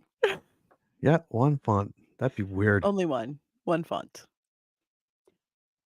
One of J.K. Rowling's favorite films, it's widely assumed that the titular game was the inspiration for Quidditch. This explains so much about J.K. Rowling, because she's trash. And it makes me mad because I love Harry Potter, but J.K. Rowling's trash. I can see why where they got Quidditch out of this. I can see it too. Yeah. I can definitely because Quidditch is gonna fucking kill you. Yeah. So I see the similarities. And yet again, it's just another example of J.K. Rowling ripping off somebody else's idea and putting it in her books and changing it just enough so that people are like led to believe that it's an original thought from her. I'm not bitter. She bought a fucking castle with the money from Harry Potter. Yeah, she did all right. Yeah. Fisherman's Friends pulled out of a multi-million sponsorship deal over fears that audience would consume too many lozenges, hoping to bring on psychedelic effects, when in fact the most likely outcome would be loose stools. It's not a party, it's just a shitty. The success of Rollerball in 1975 led to promoters wanting to buy the rights to the in-film sport. The director, Norman Jewison, was outraged as the movie was to show the sickness and insanity of contact sports and their allure. Then you shouldn't have made it look so good. Yeah, they really wanted to get the rights to start a rollerball league. Yeah. Well, the rollerball scenes were amazing. Violent, 100%. Yeah, but they were cool. But they were cool and they were shot really well. Yeah. All right. So that is our drive-in Smoking the Bandit, which I think we have a buy it at discount and I have a stream it. And Rollerball, we have a stream it and a skip it. Yeah. Don't take 2 hours of your life for this. I say watch it and maybe play that drinking game. Play the drinking game. Yeah. And then like tap out when you hit your limit and then just stay drunk for the rest of it. Might be better. Right? That's all right. I was sober. So next week we are still doing our August drive-in. We are watching DC Cab and Death Wish 2. We're going to the 80s. Yay. Woo. All right. Well, thanks for coming back to the 70s with us. And watching two movies that weren't as well. For one, wasn't as good, and one that wasn't as good for both. But until the next time we remember liking a movie. And now, folks, it's time to say goodnight. We sincerely appreciate your patronage and hope we've succeeded in bringing you an enjoyable evening of entertainment. Please drive home carefully and come back again soon. Good night.